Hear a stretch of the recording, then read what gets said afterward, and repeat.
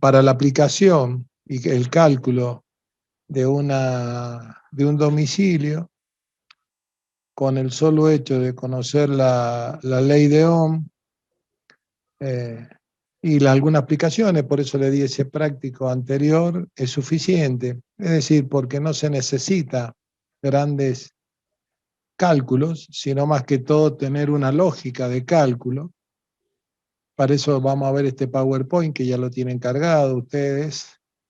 Y después vamos a ver, yo les voy a enseñar, hay una asociación electrotécnica argentina que establece reglamentaciones que pues son validadas por el gobierno y por las normas IRAM. Para Profe, hacerla, sí, ¿cuándo fue la última actualización de normas por parte de la AEA? el 2020. La última que yo vi fue el 2020, está buscando si 2021 ya salió, pero no cambian mucho. Estuve viendo 2018, 2020, más o menos son la misma, no cambia mucho la normativa. Aparte hay otra realidad, depende de las provincias, cada empresa prestataria de energía adopta, basándose en las normas generales, las provincias tienen independencia en los manejos de la energía. Es decir que, digamos, de las instalaciones. Y aparte, cada provincia, acá en La Rioja no se da eso, pero en Mendoza, cada municipalidad o cada departamento, como ustedes le quieran llamar, tienen, basada en las reglamentaciones generales, tienen sus propias reglamentaciones por los lugares donde se encuentran y todo. Por ejemplo, a mí me tocó trabajar cuando recién me recibí de ingeniero en muchas zonas rurales de Mendoza, donde las instalaciones todavía dentro de la casa eran aéreas, iban sobre aisladores, y la gente quería, o porque le llegó la energía y ellos tenían grupos generadores, o porque la tenían hecho y nunca les había llegado la energía y querían conectarse. Entonces se llegó a un arreglo con la municipalidad que siempre y cuando hicieran una cometida normalizada, que los cables, por más que fueran aéreos, estuvieran sobre aisladorcitos muy chiquititos, que usted en algunas casas viejas acá también están esos aisladorcitos, son aisladores muy chiquititos, que uno el cable lo abre y lo prensa, y si no hay unos prensacables, que son como dos tapitas, entonces se ponen con taco Fischer, va aérea la instalación, va la faz y el neutro separada, pero se podía hacer. Entonces en Mendoza se le dio la oportunidad a la gente que normalizara esas instalaciones que tenían aire y que se les pudiera conectar la energía correspondiente. Lo que sí que en el tablero se le exigió que el tablero de entrada y donde va la caja medidor estuviera todo normalizado. Acá en La Rioja no está establecido, inclusive acá cualquiera conecta una casa, pide la conexión y van y se la conectan. En Mendoza, para poder, aunque sea una conexión, para hacer una edificación, tiene que ser pedida con inspección, va el inspector, verifica cómo está hecho la pilastra, que es una pilastra que es solamente para conectar la máquina de hacer hormigón o tener energía para construir la casa, y una vez que se le hace la inspección, recién se le conecta la acometida. Y esa es acometida solamente para la obra. Cuando van a conectar la casa, tienen que presentar los planos tienen que estar firmados por un maestro mayor de obra, un técnico electromecánico, y cuando tiene más de 2 pisos tiene que ir firmado por un ingeniero, ya sea electromecánico, electricista electrónico o electricista. Si no, la municipalidad no le aprueba los planos y no les conecta. Y después se lleva un cuaderno de obra que se llama, que viene con hoja original y duplicado, donde se hacen inspecciones periódicas cuando se está haciendo la instalación. Fíjense que yo me recibí en el año 86 y ya estaban esas exigencias en Mendoza. Yo todas las instalaciones, hice muchísimas instalaciones de casa, tenía que cumplir con esa reglamentación. Yo, por ejemplo, presentaba los planos. Los planos iban al Consejo Profesional de Ingenieros a Mendoza. Venían aprobados, yo los presentaba en la municipalidad, me los aprobaban en la municipalidad y recién podía empezar a hacer la instalación. Y una vez que empezaba a hacer la instalación, por lo menos me hacían 5 inspecciones. La primera inspección que me hacían era, por ejemplo, la colocación de cañerías. La segunda inspección que me hacían era el cableado. La tercera inspección era la colocación de los artefactos. La cuarta era la pilastra y puesta a tierra. Y la quinta inspección era la puesta en servicio. Cada una de esas inspecciones se labraba una pequeña acta, ¿cierto? Donde el dueño o el ingeniero que estaba a cargo, que era el que hacía la dirección técnica, tenía el original y el inspector municipal se llevaba un duplicado. Y si encontraba algo o no estaba a la altura que tenía que ser, o los caños estaban abollados, o el cableado estaba pelado, o cualquier defecto lo anotaba ahí. Y el encargado de la obra o el ingeniero tenía que solucionarlo para cuando viniera la segunda inspección, le diera aprobada la inspección. Si uno no cumplía con todos esos pasos, no te conectaba a la luz. Allá se llama EDENSA, no EDELAR, se llama EDENSA. En el tiempo que yo estaba se llamaba ENSE, Empresa de Mendoza de Energía. Y no te conectaban directamente la luz si no tenía todos los pasos. Es decir, planos aprobados por el consejo, por la municipalidad y después todas las inspecciones. Acá nada de eso se cumple. Inclusive te revisaban el tipo de material que vos tenías. Acá en Mendoza, por ejemplo, el caño corrugado, que acá es muy común que las casas lo hagan con caño corrugado, no está permitido el caño corrugado. Todas las instalaciones tienen que ir con caño de acero, liviano, semipesado o pesado, dependiendo de la característica de la instalación. Sí. ¿Por qué no se usa el caño corrugado específicamente? Porque el caño corrugado tiene un problema. Realmente no es termoplástico. No sé si ahora lo han cambiado. El caño corrugado que venía en su momento era plástico, pero no termoplástico. Entonces se incendiaba cuando había mucho, porque el tamaño del caño que uno elige para una instalación eléctrica, sea corrugado, sea cualquiera, depende de la cantidad de conductores que van por dentro. Usted entre las tablas que tienen dice tantos conductores de tantos milímetros y tanto de tanto. ¿Por qué? Porque se considera que dentro del caño tiene que haber un espacio, una cantidad de aire para que refrigere los cables.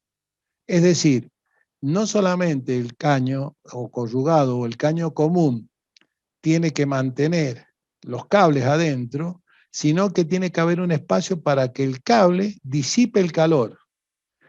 ¿Qué es lo que sucede? Cuando recién salieron los caños corrugados, no eran termoplásticos, es decir, se prendían fuego. Vos tomabas un caño plástico con un fósforo y agarraba llama. Igual que los conductores. Teóricamente, ustedes dicen, se prendió fuego una instalación. Generalmente se prenden fuego las instalaciones porque los cables no son de buena calidad, no son termoplásticos. Teóricamente, un buen conductor termoplástico se va a derretir, pero no va a tomar fuego, no se va a prender fuego. Los incendios que hay en las instalaciones eléctricas es porque el caño corrugado no es termoplástico y no tiene las condiciones de no prenderse fuego, si lo querés de esa manera, no le pongamos un tema técnico, y el cable tampoco se tiene que prender fuego por más que se caliente.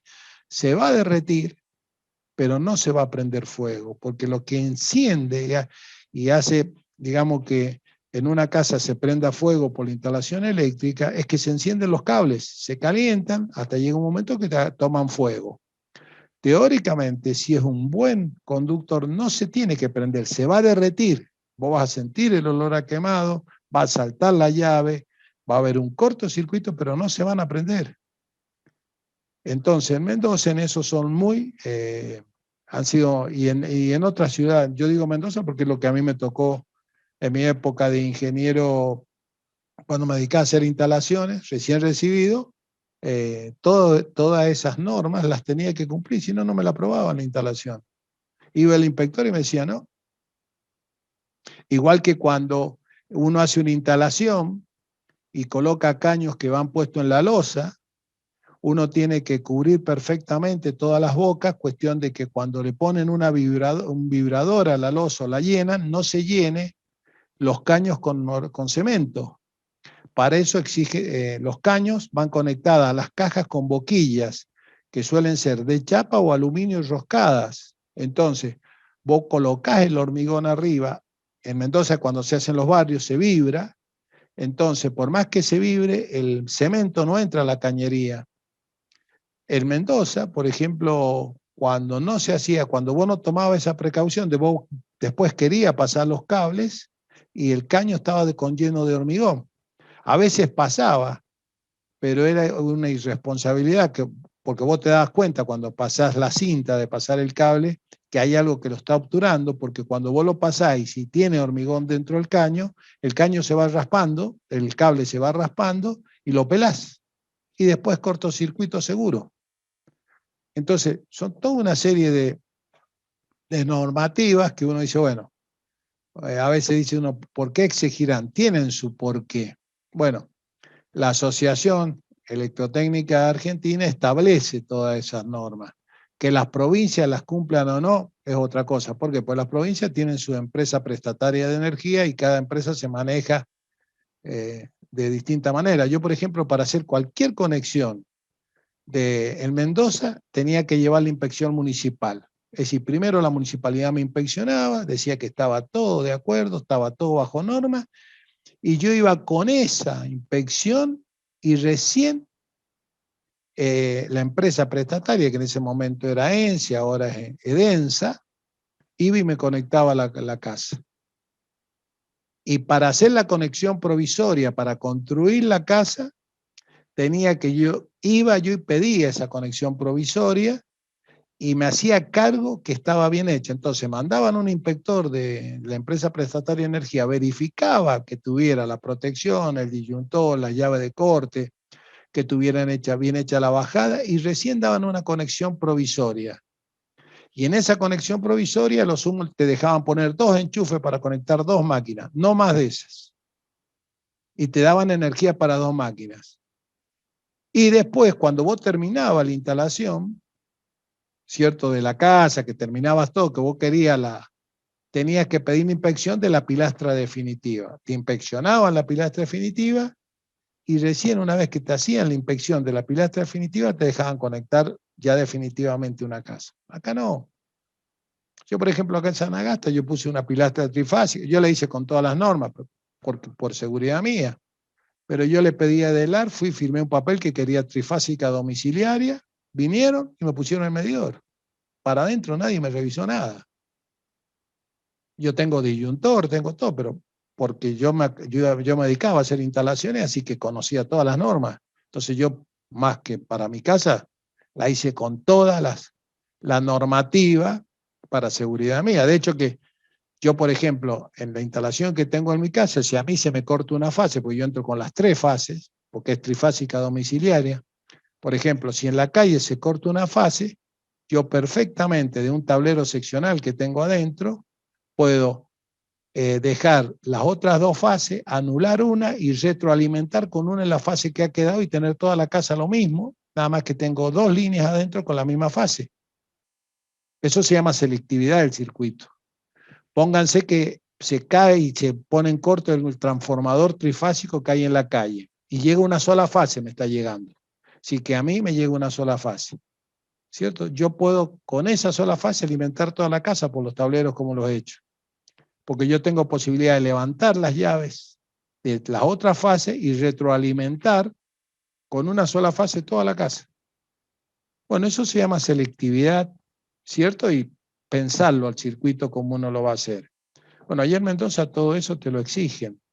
Y las normas, esas que yo le digo, esas reglas, también está establecido. Pero bueno, usted el día de mañana, si se van a dedicar a hacer instalación, les va a tocar hacer barrio, teóricamente tendrían que cumplirse las normas, porque es una manera de El primero es darle seguridad a la gente que va a utilizar la casa, igual que las puestas a tierra. Acá las puestas a tierra no las prueban. En Mendoza iban y te probaban la puesta a tierra, si realmente era una puesta a tierra. Vos necesitas que la resistencia prácticamente de una puesta a tierra tienda a cero, cuestión de que si hay una fuga, automáticamente el disyuntor lo detecta y salte, porque el disyuntor detecta que está saliendo por otro sector corriente. Si la puesta a tierra es mala, ¿qué significa que es mala? Que no conduce. Es decir, que la resistencia es infinito, que sería el otro extremo. Entonces, por más que vos tengas por el neutro, la puesta a tierra, circulación, está aislada porque la puesta a tierra no hace descarga. Al no hacer descarga, vos podés quedar electrocutado. Entonces, ¿qué hacían allá? Te medían la puesta a tierra y tenía que tener tantos ohmios para que te la pudieran aprobar. ¿Y eso a quién le daba? La seguridad a la persona, porque con eso se aseguraba a la empresa de que el disyuntor iba a saltar, de que si había una fuga, ¿cierto? Por ejemplo, en un motor de una piscina, en el motor de la heladera, iba a descargar y iba a saltar el disyuntor. Acá todo eso no se hace y se tendría que hacer. Yo creo que el Consejo de Ingenieros está bregando para que se llegue a eso, sobre todo en la capital.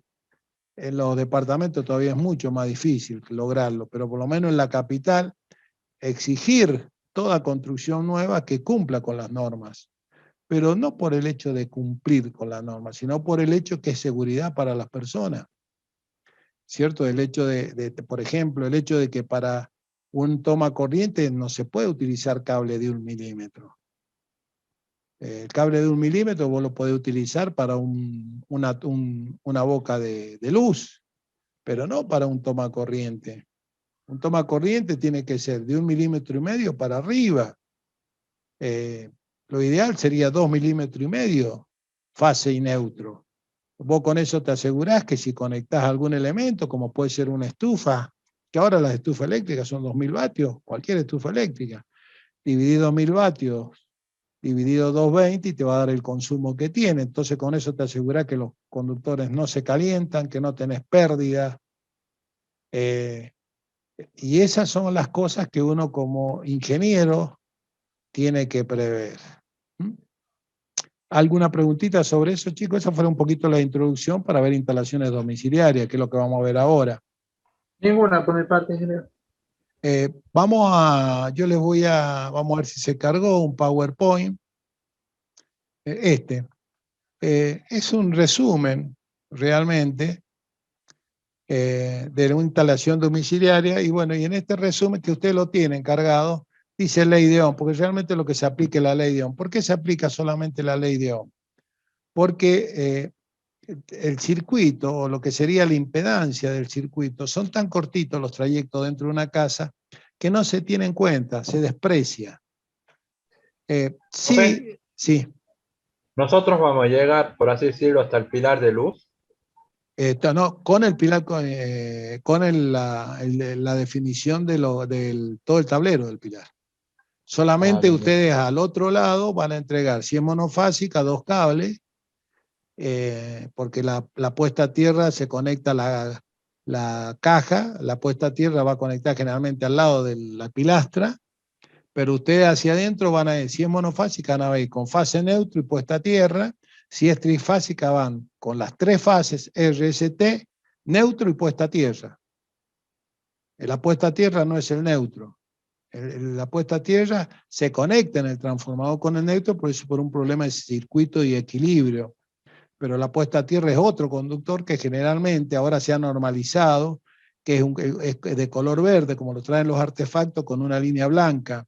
Antes se utilizaba cobre desnudo de 1,5 milímetros, es decir, que era muy fácil detectar en una instalación eléctrica cuál era la puesta a tierra, porque dentro del conducto iba la fase en neutro y un cable desnudo. Ese cable desnudo vos sabés que iba a la tercera pata del enchufe, porque era la puesta a tierra. Después eso cambió y utilizan para la puesta a tierra el cable verde con una línea blanca, igual que traen los artefactos. Ustedes han visto que si ustedes arman un enchufe o se les rompe un enchufe de 3 patas de cualquier artefacto eléctrico, ustedes tienen 3 cables, uno que puede ser negro y uno rojo, uno fase y uno neutro, y después tienen otro que es color verde, con una línea blanca, con una lineecita blanca. Ese, siempre, ese que va con la línea blanca, es la puesta a tierra, que sería la tercera pata del enchufe, que siempre es un poquito más larga que las otras dos patas. Es la que está en la parte de abajo. ¿Mm? La jabalina ya no se usa más, ¿no? Sí, la jabalina es la que hace la puesta a tierra. Ah, bien, perdón. La jabalina es la que es la puesta a tierra. Lo que pasa es que vos, dependiendo de los lugares, a veces tenés que hacer una malla. Pero la jabalina es la que hace la puesta a tierra. Generalmente la jabalina se prepara el terreno. Uno generalmente la jabalina la pone en un lugar húmedo para que tenga una buena conducción. Y si no, hay que hacer una malla de alambre de cobre que va soldado, y ahí se le coloca, en la malla esa se coloca la jabalina, se hace un preparado que lleva bentonita, lleva carbón y se mide la puesta a tierra. Vos lo que necesitas es que cuando hay una pérdida, circule por ahí la pérdida. Es decir, descargue ahí, no descargue en vos. Si vos tenés una heladera que está en corto y anda, vos vas a ver que ese cable verde que vos lo ves, vas a ver conectado al chasis de la heladera, está conectado. Y en los artefactos eléctricos generalmente está conectado a la carcasa. Entonces, si hay una pérdida, en lugar de descargar en vos, esa pérdida se va por ese cable, pasa por el enchufe, por esa tercera pata que está abajo y se va a la jabalina.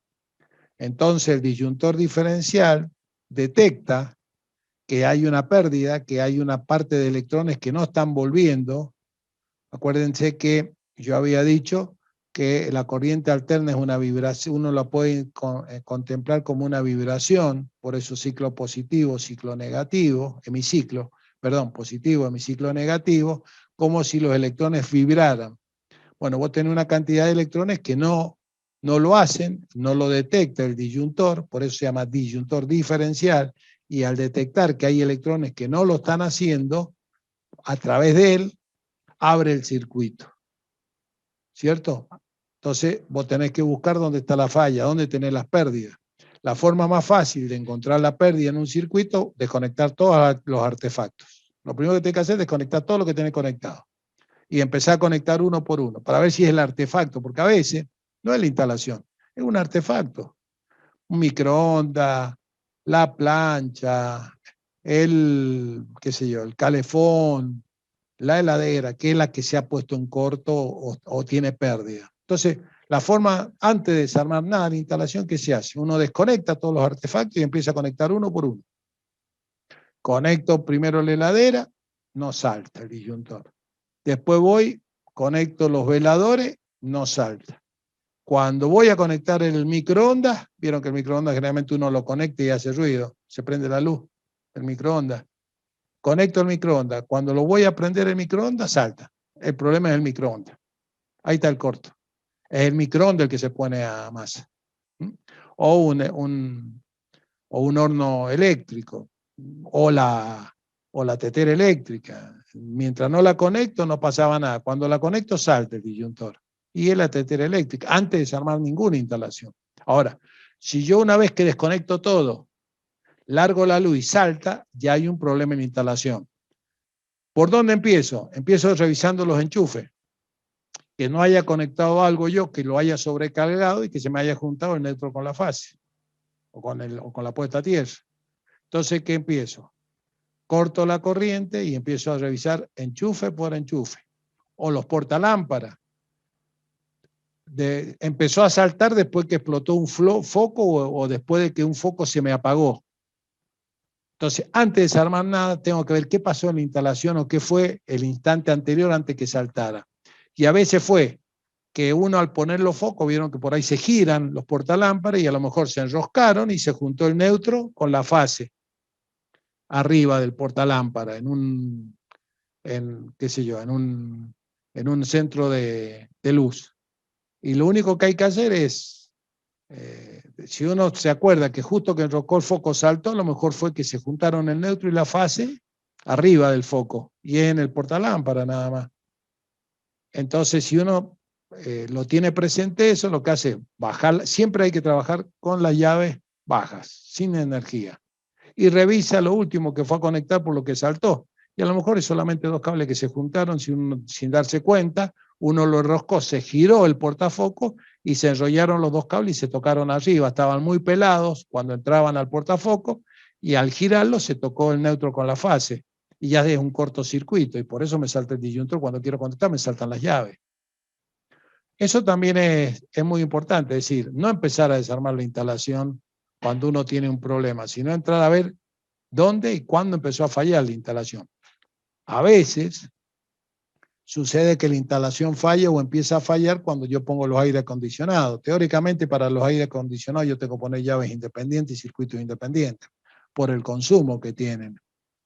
Y antes no saltaba, pero ahora empieza a saltar. Y bueno, puede ser porque yo conecté en una línea que no tenía la suficiente sección el aire acondicionado y se fue calentando, calentando hasta que se pelaron los cables y me quedó en cortocircuito. Entonces cada vez que yo quiero conectar la llave de esa línea me salta.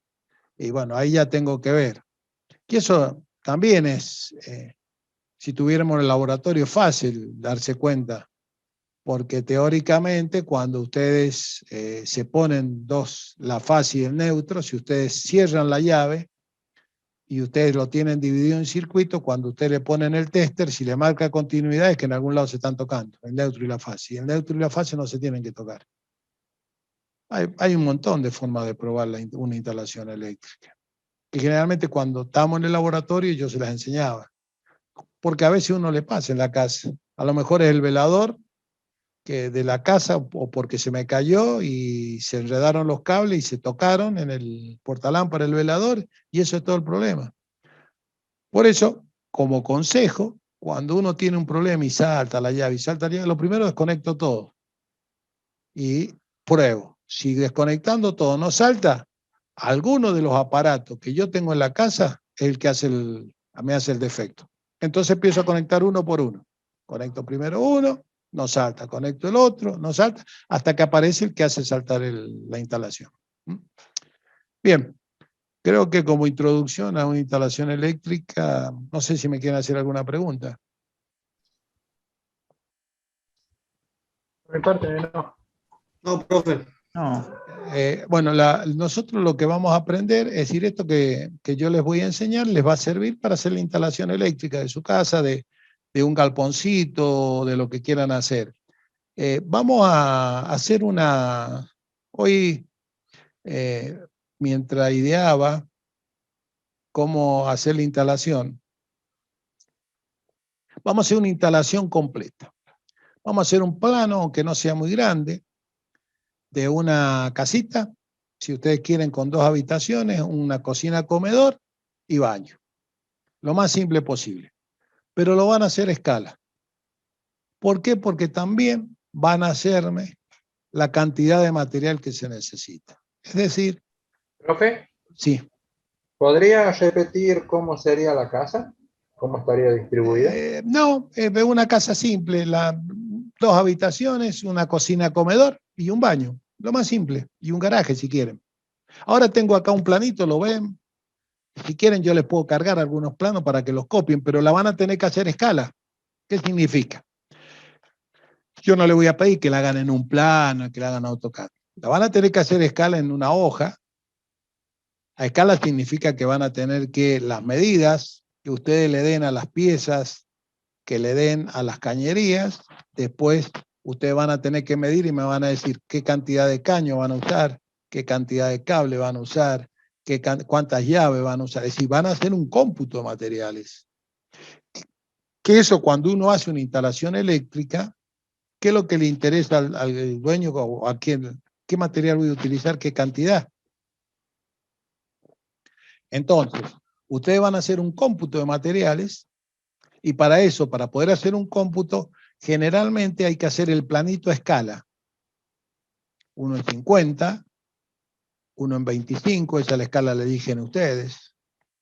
Y después ustedes van a medir en esta escala, una vez que ustedes diseñen la instalación, van a medir y van a decirme tantos caños, tantas cajas octogonales, tantas cajas rectangulares, tantas llaves de luz, tantas llaves de 2 puntos, tantos tomas compuestas a tierra, tantas cajas octogonales, rectangulares, y tanto metro de cable de este color, tanto metro de cable de este color, tanto metro de cable para puesta a tierra.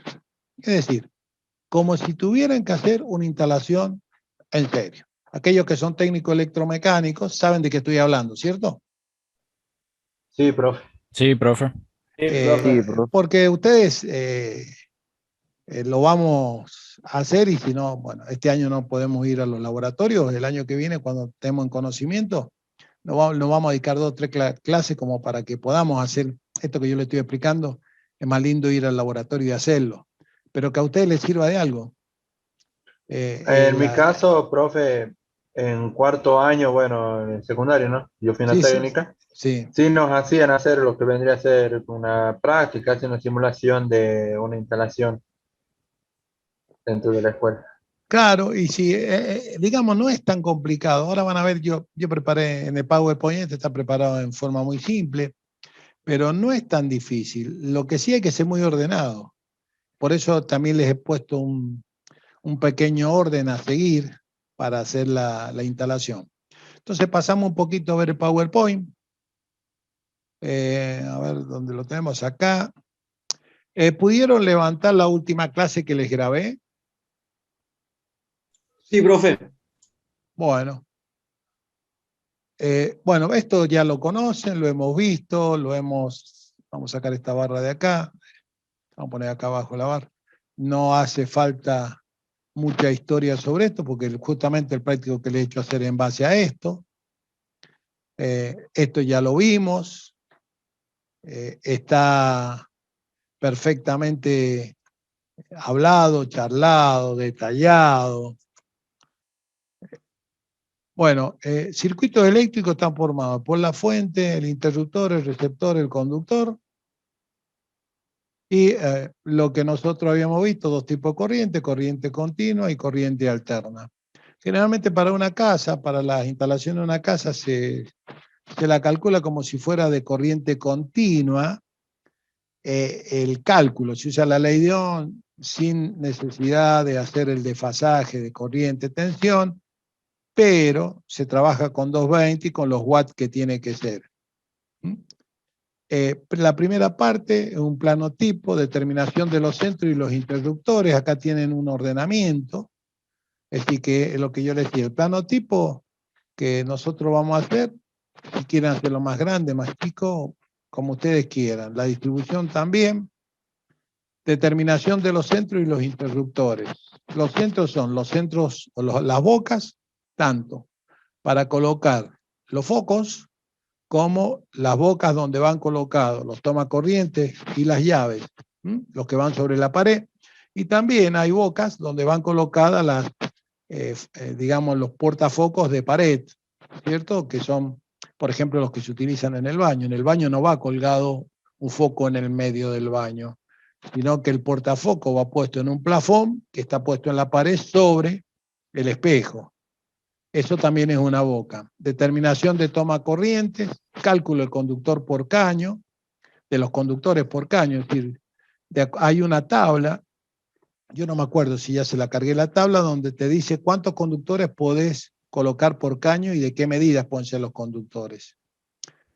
Cálculo de los conductores por caño, diámetro de los caños de conducción y el listado de materiales. Esto es un resumencito muy rápido de qué es lo que ustedes teóricamente van a tener que hacer. Volvemos a lo mismo. El plano que van a hacer va a ser un plano que va a tener que estar a escala para que me puedan hacer después el listado de materiales. Si usted en el plano no lo tiene en escala y no saben la cantidad de cables que van por cada conductor, por cada caño, cuántos tomas van a usar, cuántas llaves de un punto, llaves de 2 puntos, llaves combinadas van a usar, es imposible que puedan hacer el cómputo de materiales. En el listado o cómputo de materiales va todo eso. Que generalmente aquellos que los contratan a ustedes para que hagan una instalación, lo que quieren saber es los materiales. Y entonces ustedes, teniendo el cómputo de materiales, ustedes, aquel que va, los encarga, ustedes mismos, dicen, bueno, Mira, yo imagínense que ustedes se quieran hacer un tallercito. Lo primero que voy a hacer es el planito y voy a sacar todos los materiales. ¿Qué necesito primero? Los caños y las cajas. Bueno, este mes voy a comprar los caños y las cajas. Necesito tantas cajas octogonales grandes, tantas cajas octogonales chicas, tantas cajas cuadradas, tantas cajas rectangulares. Bien. Profe, Sí. ¿presupuesto no va a pedir? Completo. Completo. El presupuesto es fácil porque usted entra en el GUP, entra a cualquier casa de electricidad y le larga los precios. Así que también, completo. Te va a ser completo. Como si yo les encargara que usted me hiciera una instalación de una casa. Yo le digo, acá está la casa, están las paredes levantadas, está el techo puesto. Ahora hay que hacer la instalación para poder poner los cerámicos, poder poner todos los elementos.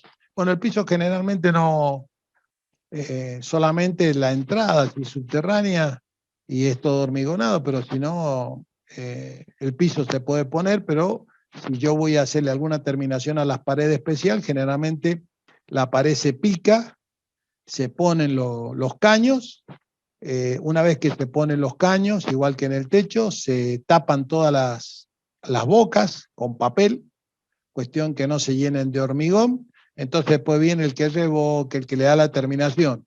Al último se hace lo que se llama el cableado. El cableado se hace prácticamente cuando la casa está casi terminada. Se hace el cableado de la instalación. Y ya al final se colocan todo lo que son los elementos. Toma corriente,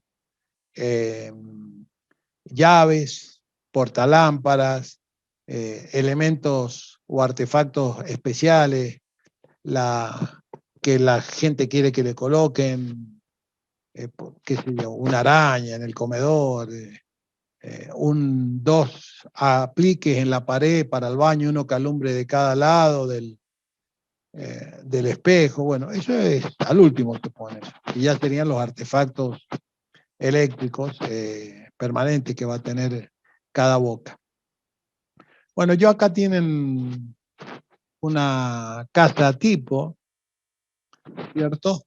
Que yo se les he puesto como ejemplo para que ustedes la vean, ¿cierto? Con una instalación y con una distribución determinada. Cuando uno hace una instalación eléctrica, yo por norma, lo primero que hacía, primero lo que uno, cuando va a hacer una instalación eléctrica, lo primero que uno tiene que hacer es sentarse con el dueño de la casa y preguntarle qué va a poner en cada lado. ¿Está bien? Para evitar el uso de la famosa zapatilla.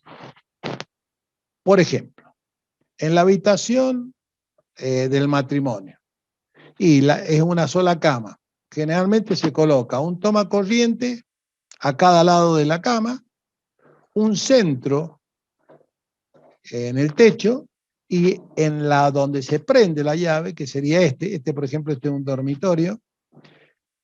Esto generalmente, si uno piensa que puede llegar a conectar algo, se coloca una caja rectangular que no solamente va a tener la llave para cortar este centro, sino que va a ir con un toma corriente también.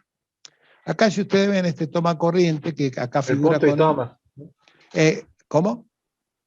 Punto y toma, exactamente. Punto y toma, exacto. Es decir, se pone este mismo, nada más que se hace la llavecita. Este mismo con la llavecita.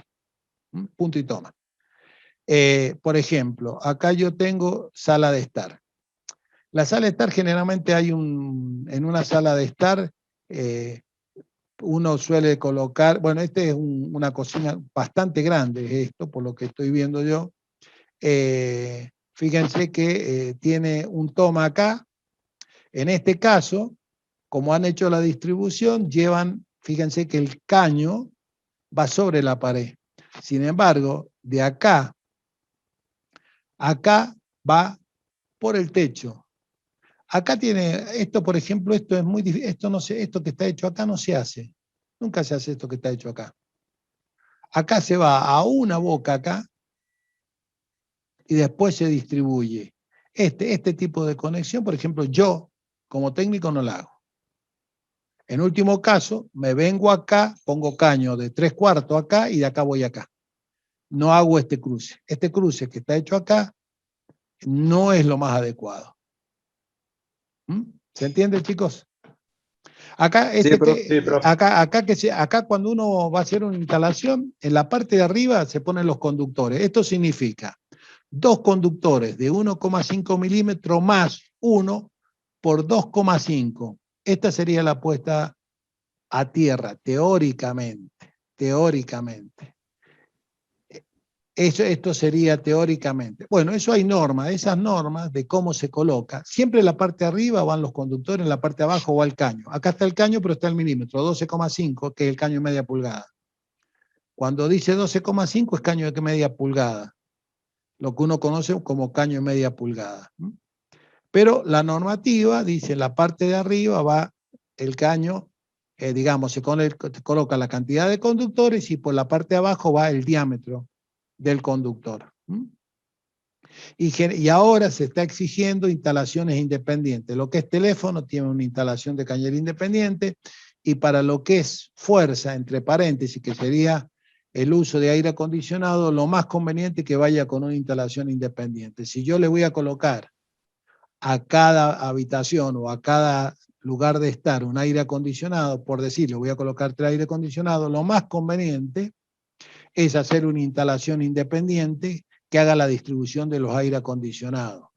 Y en ese caso, si yo tengo si yo es muy grande la casa, me conviene hacer una instalación para los aire acondicionados de tipo trifásica. Coloco un caño más grueso y mando para cada fase un color distinto. Entonces acá alimento con una fase este aire acondicionado, acá con otra fase este aire acondicionado y acá con otra fase este aire acondicionado que va a estar acá. De esa manera yo tengo distribuida la potencia y no le cargo a una sola fase todo. El problema que tienen ahora las instalaciones eléctricas es que muchas casas son monofásicas y le han puesto 2 y 3 aire acondicionados. Si prenden 2 aire acondicionados, ya la luz de la casa no prende. O algunas luces están muy bajitas. O pasa lo siguiente, o prendo uno o prendo el otro. Si prendo los 2 a la vez, en determinado horario en verano no arrancan. No arranca el aire acondicionado. Y ustedes han visto que el aire acondicionado, excepto el inverter, tiene motores de bajo consumo, o cuando arranca, cuando hace el cambio, empieza a andar la bomba, ¿cierto?, del aire, hay un excesivo consumo, igual que cuando arranca la heladera. Cuando arranca la heladera también, por muy sofisticados que sean los motores, hay un consumo que no es el consumo nominal, sino que es el consumo de arranque, que eso lo van a ver en motores. Entonces, uno tiene que tener en cuenta eso. Entonces, lo más conveniente es a ver si hacer instalaciones por separada. Acá no sé si lo están exigiendo. En Mendoza ya lo están exigiendo. Cuando uno hace una instalación nueva, donde van varios aire acondicionados, esa instalación tiene que ser independiente. Independiente en el sentido que no se alimentan de los tomas comunes que van a la pieza para, qué sé yo, para la computadora, para los veladores, para la heladera, para el microondas. Y en algunos lados están exigiendo instalaciones independientes para los tomas. Es decir, que le están exigiendo que vaya una cañería para los tomas, una cañería para las luces, una cañería para los aire acondicionados. Yo creo que ya estamos en el extremo. Los 2 extremos son malos. Yo creo que uno, si calcula una buena instalación, los tomas comunes y la parte eléctrica pueden ir en una misma cañería. El año pasado alguien me comentó que la Asociación Electrotécnica Argentina, había establecido que las instalaciones nuevas tenían que ir separados. Pero en la realidad no haría falta si uno hace una buena cálculo de conductores. Mira, a mí me pasó, yo hace un año que estuve en Mendoza, fui a una librería muy grande que hay en la ciudad donde yo soy. Todavía existía el dueño, y eso se lo conecto como anécdota, cuando me acerco a la cajera, le dice el dueño, el que me conocía a mí, le dice a la cajera, que la hija le dice, ¿Sabe quién calculó esta instalación eléctrica? No, dice la chica, no. Él, el ingeniero, dice. Cuando recién se recibió, yo hice este edificio y él me hizo toda la instalación eléctrica. Esa instalación eléctrica tiene más de 25 años. Nunca ha tenido un solo problema. Es una librería grande. Pero cuando yo la calculé, la hice con estos conceptos que yo le estoy diciendo a ustedes, teniendo en cuenta todo esto. E incluso, como él quería todos tubos fluorescentes, todavía no existían los tubos LED, le hice comprar el tubo fluorescente con el capacitor para corregir el factor de potencia. Le salían un poco más caros, pero yo le expliqué por qué. Porque como es un salón muy grande, tenía muchos tubos fluorescentes, entonces iban a producir una corriente inductiva muy grande. Entonces, si él compraba el tubo fluorescente con el capacitor, iba a ir corrigiendo, cada vez que prendía el tubo, el capacitor le corregía el factor de potencia, entonces la tensión y la corriente no se desfasaban. Entonces se comportaba como un circuito corriente continua, entre paréntesis, porque no es corriente continua, pero no había gran desfasaje, entonces no tenía pérdida. Y han pasado 20 y pico de años, yo hace 20 años que me vine, 25, 26, 27 años desde que yo hice la instalación eléctrica y dirigí la instalación eléctrica, fue una de mis primeras obras. Y sin embargo nunca tuvo problema, pero toda la instalación se hizo con criterio. Y el dueño, todo lo que yo le dije que había que hacer, no escatimó en hacerlo. Y han pasado los años, funciona perfectamente la instalación. Yo creo que a eso es lo que hay que atender. Hacer una instalación que durante sea usada, no traiga ningún perjuicio. Y esas son una de las primeras, y recién se empezaban a exigir disyuntores. Es una de las primeras instalaciones ahí en mi ciudad que tiene disyuntor diferencial. Nunca tuvo problemas, ni cortocircuito, ni ¿Profe? nada. Sí. ¿Cuántos años tiene de vida útil hoy en día una instalación eléctrica? Mira, una instalación eléctrica, siempre y cuando vos coloques conductores y coloques todo lo que es toma, llave y no reutilices prácticamente tu vida, puede ser tu vida.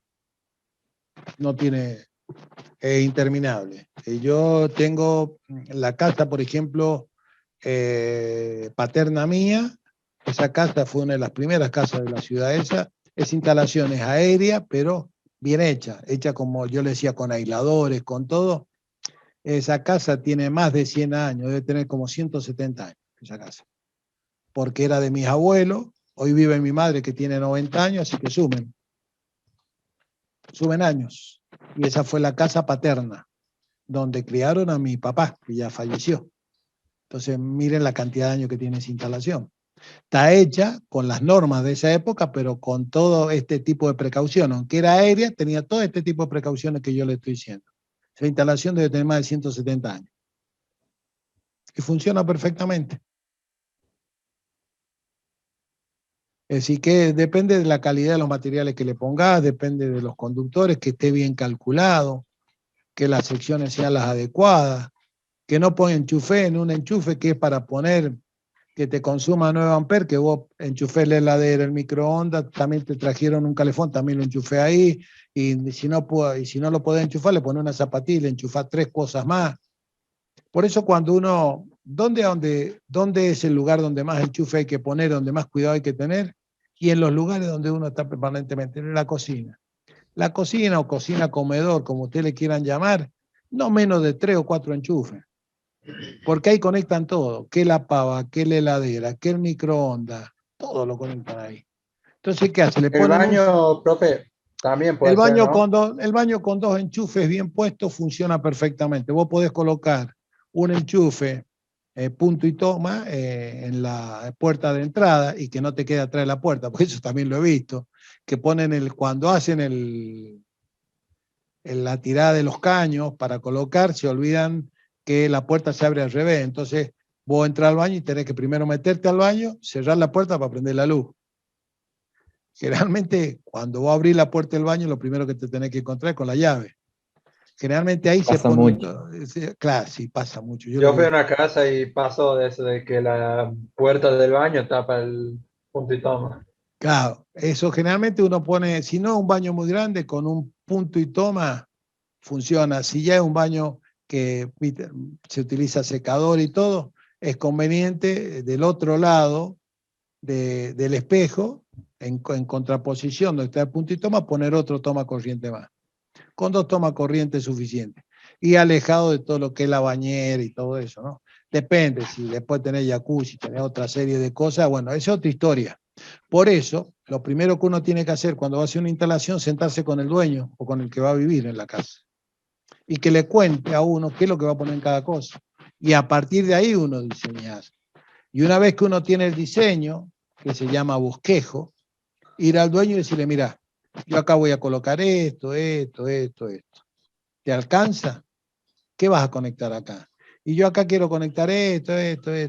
No, dejamos un enchufe porque yo de ahí voy a sacar un prolongador para un tallercito que tiene. Y en el tallercito tiene una máquina de soldar, un esmeril, una agujereadora. No es así la cosa. Porque pasa eso. Si el dueño que uno le va a hacer la casa dice, mira, yo en el fondo voy a hacer un taller. ¿Qué va a tener vos en el taller? Y tengo una moladora, tengo un taladro, tengo un esmeril, tengo una soldadora. Si ya tengo una soldadora, ya tengo que pensar en un buen conductor y tengo que pensar en un tablerito para ese tallercito. Es decir, llego con un buen conductor y le pongo un tablero seccional. Cuestión que si yo o la soldadora se me pone en corto o cuando estoy soldando se me queda pegado el electrodo, no tengo la capacidad, la habilidad para soldar. Ustedes han visto que si se queda pegado el electrodo se pone rojo el electrodo. Y cuando se pone rojo, sabe la cantidad de corriente que está consumiendo la máquina de soldar. Que salte la llave de ahí, de ese galpón. No voy a conectar, no, ¿qué tenés para poner? No, tengo un tornito. El tornito consume, tiene un motorcito de 2 HP, 3 HP. Y no, déjame un toma corriente o déjame 2 cables porque voy a conectar el limpiafondo. Y le pone un motor de 2 HP y medio al barre fondo de la pileta.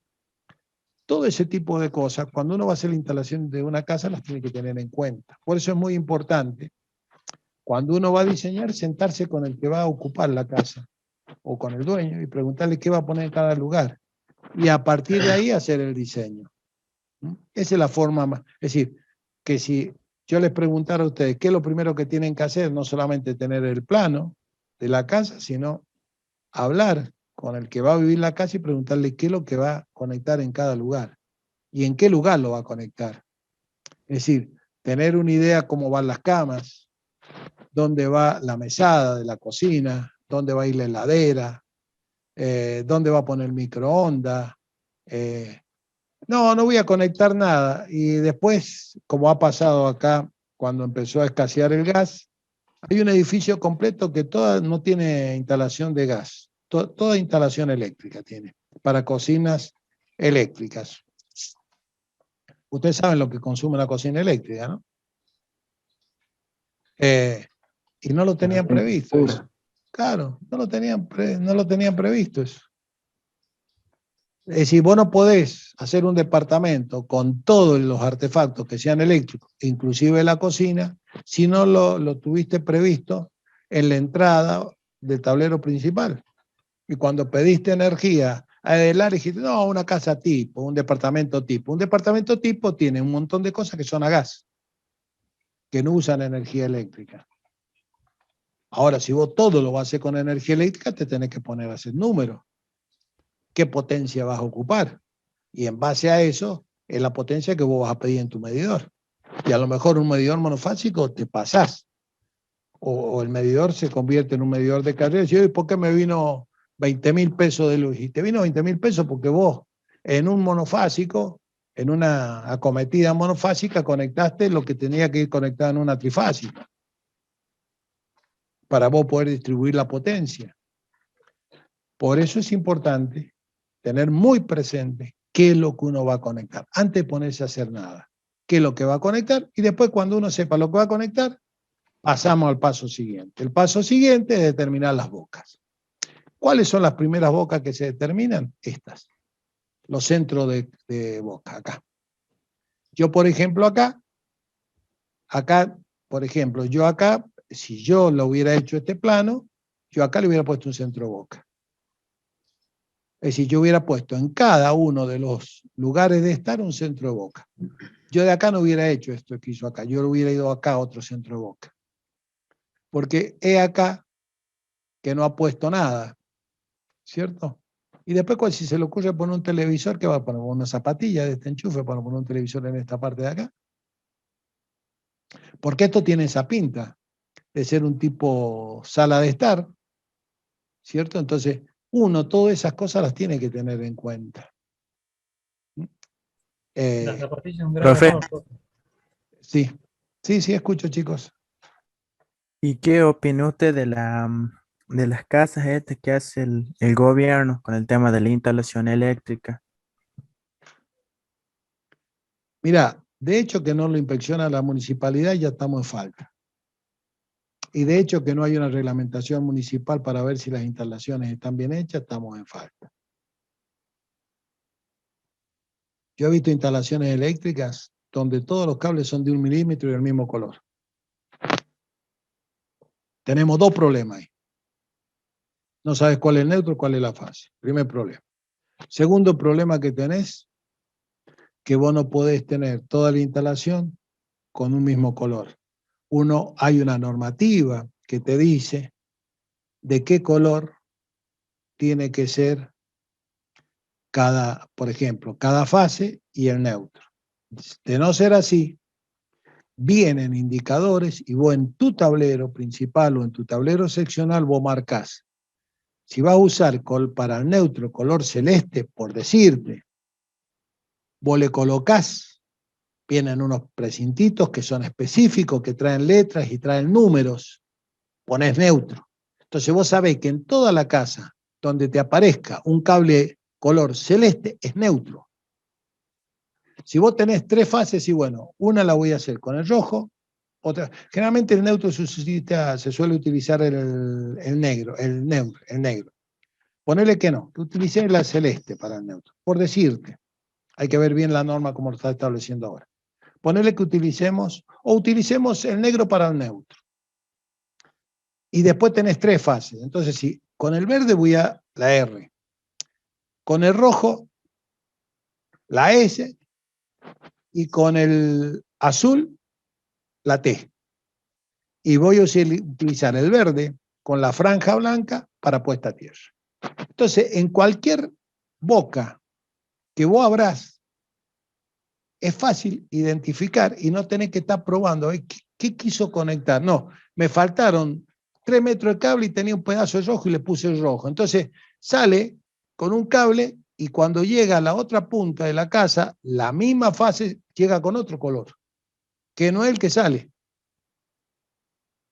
¿Está bien? Entonces, una manera de hacer una instalación ordenada es respetar colores. Y si ponele que los colores que te exija o que no te exijan colores, un buen tablerista, un buen electricista, tiene que en el plano marcar o que en el tablero quede indicado, para eso están las tapas de los tableros, quede indicado con qué color está cada uno. Por ejemplo, fase R tal color, fase S tal color, fase T tal color, neutro tal color. La puesta a tierra ya sabemos que esa no hay cómo escaparle, porque la puesta a tierra, que no lo hacen tampoco, es un color verde con una franjita. Igual que los artefactos eléctricos. Vos desarmás cualquier enchufe, un artefacto eléctrico, pelá cualquier cable y lo vas a ver. Vas a ver el que se distingue, tiene color rojo y negro, por ejemplo, y vas a ver un color verde con una franjita blanca. Esa es puesta a tierra, esa es la que va a la tercera pata del toma corriente. Eso hace a una buena instalación. Bueno, ahora pregunten lo que me quieran preguntar. Así descanso yo un poco. No tengo duda. Todos son 35, pregunten, dudas, problemas que hayan tenido en la casa, si hablamos todo. Algo querías decir vos, Guillermo. Profe, Una vez me tocó ver una instalación donde habían usado en una gran parte el cable de puesta a tierra como fase. Era una locura identificar eso. Por eso te estoy diciendo, muchas veces ser un poquito ordenado nada más. Sí, Y no, yo cuando, fui a trabajar, fui a corregir, teníamos que instalar un par de cosas distintas, pero eso, pero te encontrás con cada cosa, menos mal que nosotros pero fuimos y ¿sabes hicimos por todo qué? trabajo responsable. ¿Sabes por qué? Porque no hay un inspector. No existen inspectores que Tal cual. teóricamente tendrían que ser los técnicos electromecánicos, como los del EPEP número 2. Esa es la gente que teóricamente va a agarrar una normativa de energía, como puede ser la AEA, esa es la sigla, y la va a leer, va a establecer los principios y cuando va a revisar se va a fijar que se esté cumpliendo con la... Es muy fácil, saca el toma corriente y te fijas cómo está conectado. Decís, bueno, a ver, Claro, acá este neutro, a ver, midamos. A ver, vamos al tablero. No, señor, usted la tiene acá, está dado vuelta los cables. ¿Qué es lo que sí, hacen los electricistas cuando el neutro se le pone la fase se le pone a masa?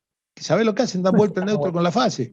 lo dan vuelta, sí. Entonces hay una parte que queda como electrificada de la casa. Y el hombre dice, usted sabe que cuando tengo mucho consumo me salta. Y claro, ¿cómo no le va a saltar? Si tiene dado vuelta en la casa, claro, porque lo hace andar lo mismo la instalación. Claro, Que las cuando ruedas van. tenés disyuntor, que cuando tenés un buen disyuntor, no te lo deja hacer. Si vos tenés un buen disyuntor, el disyuntor es muy pícaro, se da cuenta de eso y te salta.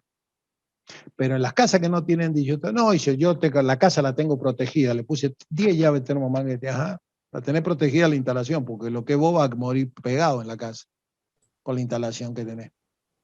Es decir, eso es otra cosa. Sí. La Después me pasó, selectividad. sí, sí, Sí, sí, sí. te escucho, sí, sí. Habla, habla. Después me pasó en un departamento que yo alquilé hace bastante, que el cable de puesta a tierra estaba cortado. O sea, estaba en el toma, pero era un pedacito, Claro. 10 centímetros, 15 cuando mucho.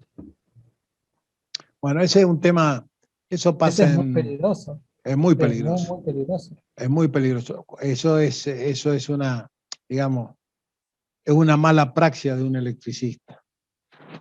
Yo justamente hoy hablaba por la cinta caminal, le estaba diciendo a mi señora que tengo la jabalina, tengo todo, tengo que conectar las puestas a tierra en una parte de la casa. Y le voy a hacer una jabalina nueva porque no me gusta la parte ómnica que la que tiene.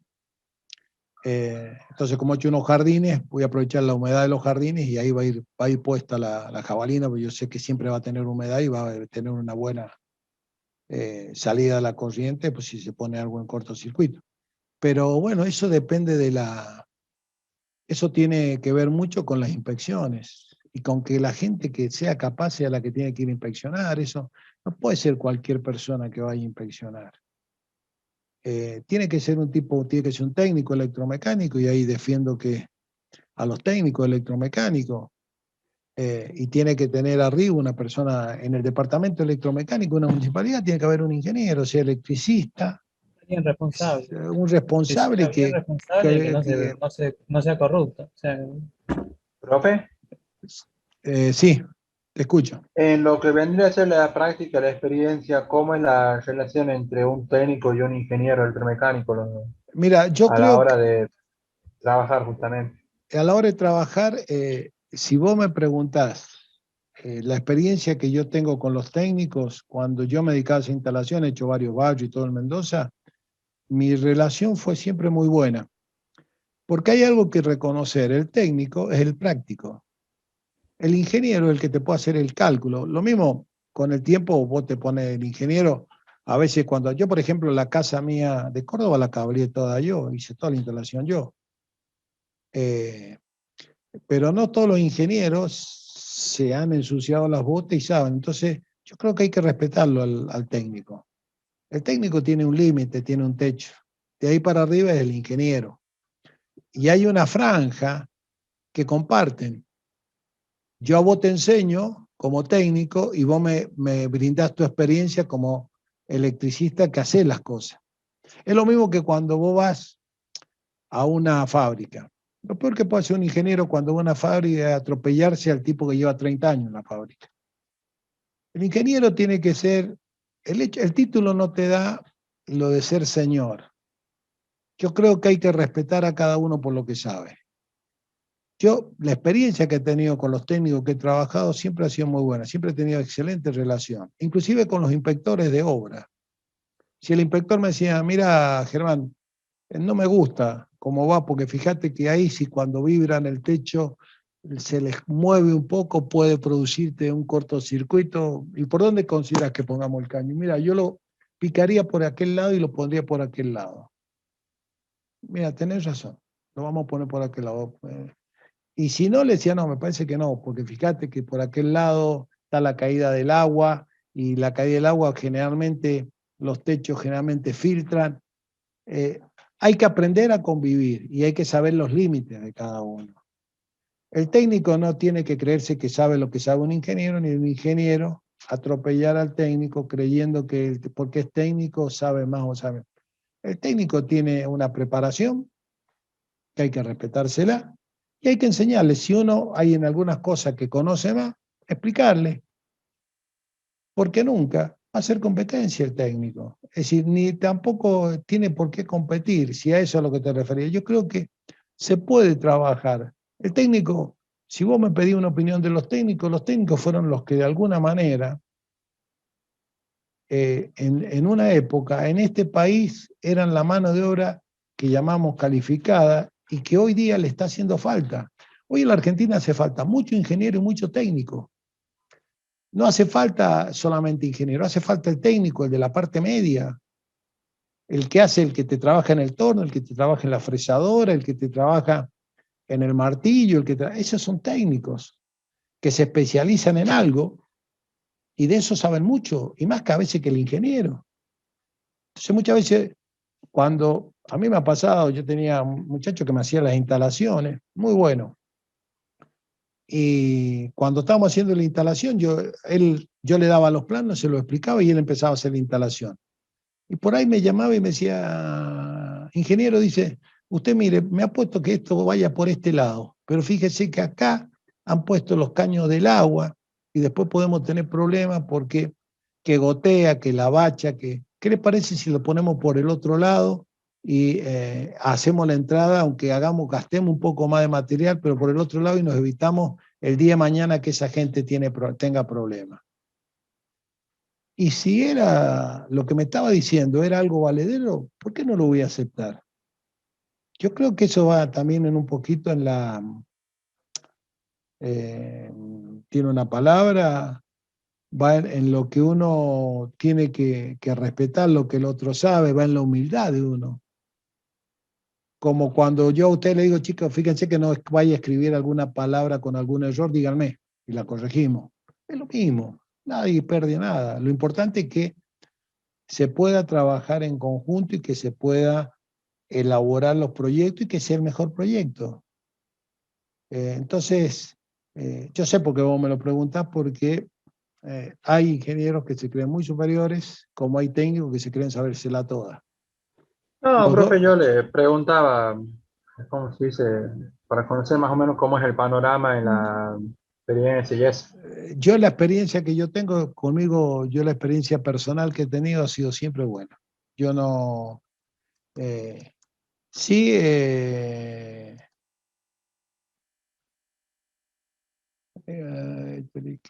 o sea, bueno, ahí me están haciendo una pregunta por chat.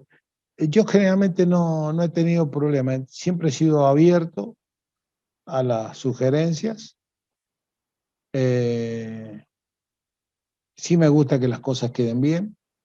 A veces he sido jodido, pero eso de buena manera. Pero en el caso particular mío, no he tenido problemas.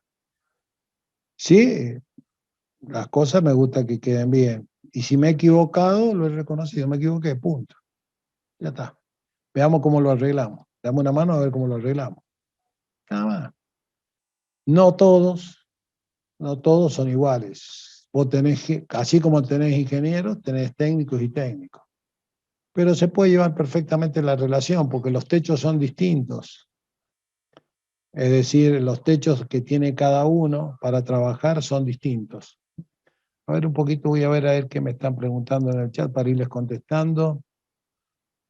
La pregunta versus saber si en el lado pone el medidor de la vivienda. Eso está determinado de qué lado colocás el medidor. Sería la pilastra, no el medidor. El medidor tiene que ir en una pilastra, a no ser que la casa esté sobre la línea municipal. El medidor va sobre la línea municipal. Si la casa está sobre la línea municipal, no hay ninguna normativa que yo conozca que el medidor lo pones de un lado o de otro lado. Generalmente el medidor lo pones del lado que te queda más cómodo para después para hacer la distribución de la instalación. Por ahí ponele esta casa, ponele que miremos esta casa, esta sería la entrada, por lo que estoy viendo de la casa.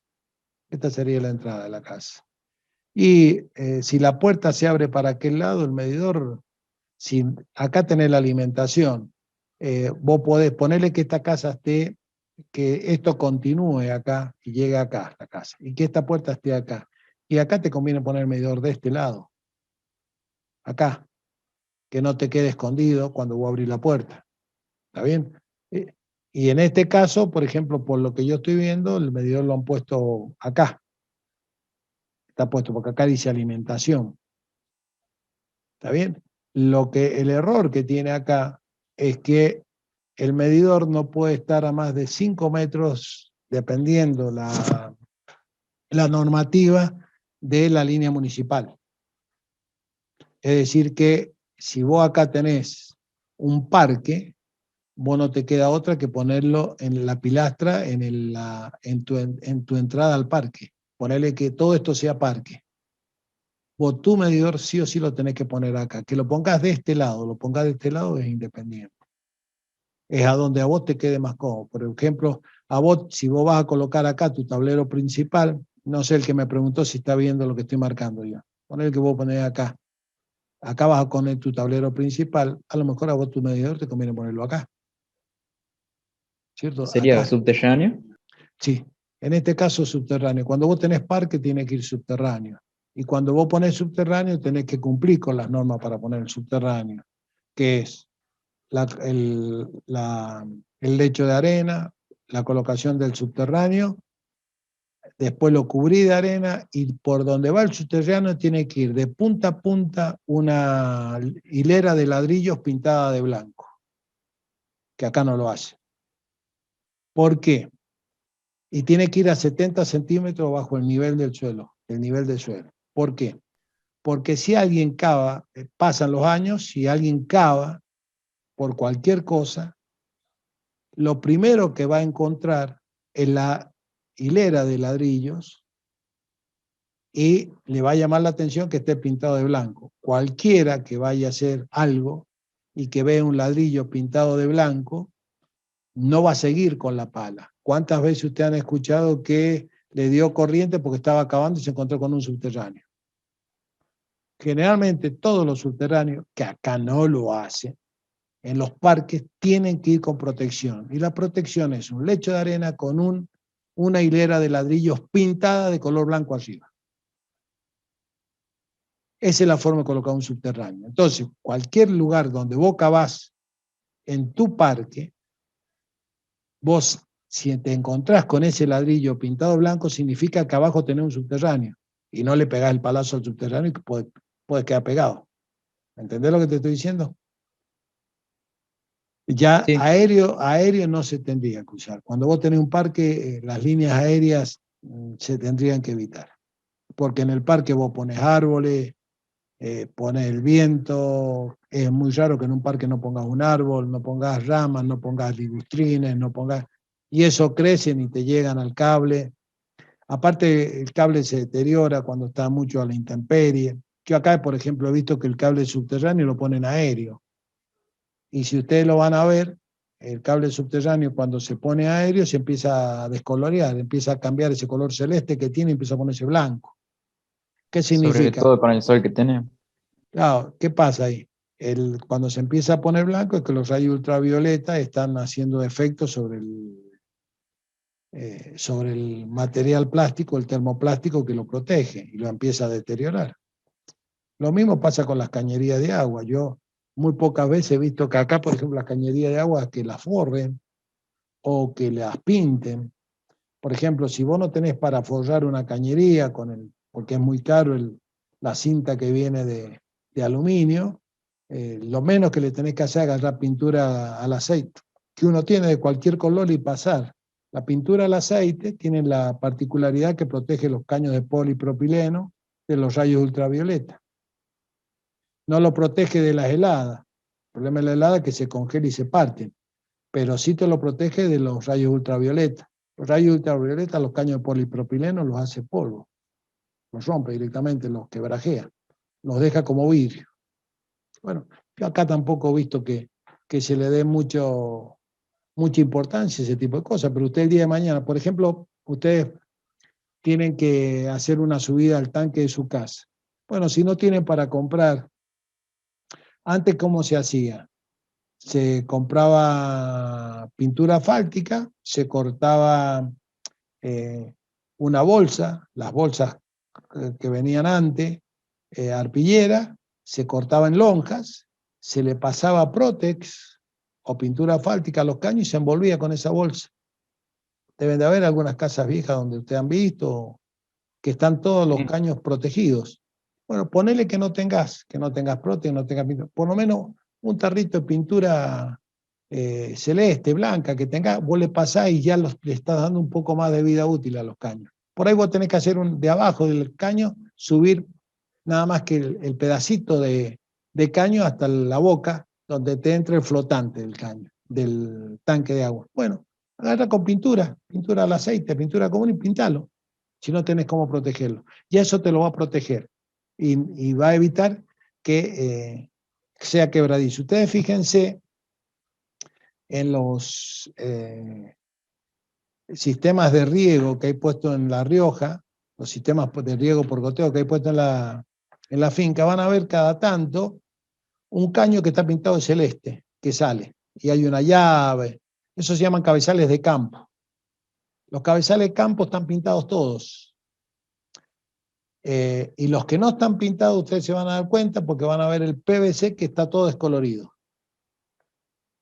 Sin embargo, si una finca que esté bien hecha, ustedes van a ver que todos los cabezales de campo están todos pintados de celeste o blanco. Es pintura al aceite, pintura común. Uno termina el caño que está por debajo de la tierra no hay problema. El que sale afuera, el rayo ultravioleta lo empieza a hacerle una descomposición y lo pone muy quebradizo. Entonces con la pintura uno le da una protección. Y como los cabezales de campo de los sistemas de riego no se pueden cubrir, porque es donde uno tiene los flashing, que es para purgar los sistemas de riego, y tiene las llaves de purga, y tiene, generalmente los cabezales de campo también tiene las válvulas de abrir y cerrar los laterales que van a las distintas hileras de plantas. Eso tiene que estar digamos, a la intemperie, y la única manera es pintarlos. Eso se pinta todo con pintura al aceite y duran años. Yo conozco fincas que cuando yo llegué hace 20 años les hice los equipos de riego y todavía están andando.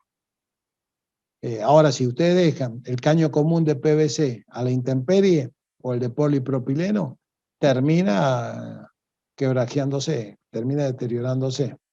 Bueno, esto surgió todo por las protecciones que hay que darle. No solamente hay que poner buen material, sino también hay que saber cómo proteger ese material para que no sea deteriorado sobre todo por el sol. El sol es, así como da vida, también ayuda a que ciertas cosas pierdan digamos, su durabilidad, sobre todo por los rayos ultravioleta, que hoy en día los rayos ultravioleta, tenemos mayor cantidad de rayos ultravioleta por el famoso tema del efecto invernadero y el hecho que nosotros hemos trabajado muy mal, emitiendo metano, dióxido de carbono y monóxido de carbono a la atmósfera, que han terminado deteriorando la atmósfera. La atmósfera nuestra es un filtro para los rayos ultravioleta, deja pasar una cantidad. Como nosotros la hemos disminuido, porque hemos agregado más gases de los que teníamos que agregar, pasa mayor cantidad de rayos ultravioleta y después hay una reflexión en el suelo y eso deteriora mucho el medio ambiente por debajo de las nubes. Todo eso hay que tenerlo en cuenta. Entonces, mal ocupado es, por ejemplo, un subterráneo que se utiliza al aire libre. El subterráneo no está diseñado para estar al aire libre. El subterráneo está diseñado para estar, la palabra lo dice, subterráneo. Tiene que estar enterrado, no tiene que estar al aire libre. Sin embargo, yo he visto acometidas en casa que está hecho con cable subterráneo, no con preensamblado. El preensamblado es otra cosa totalmente distinta. No es cable subterráneo. Tiene una aislación que es especial para el sol. ¿Preguntas?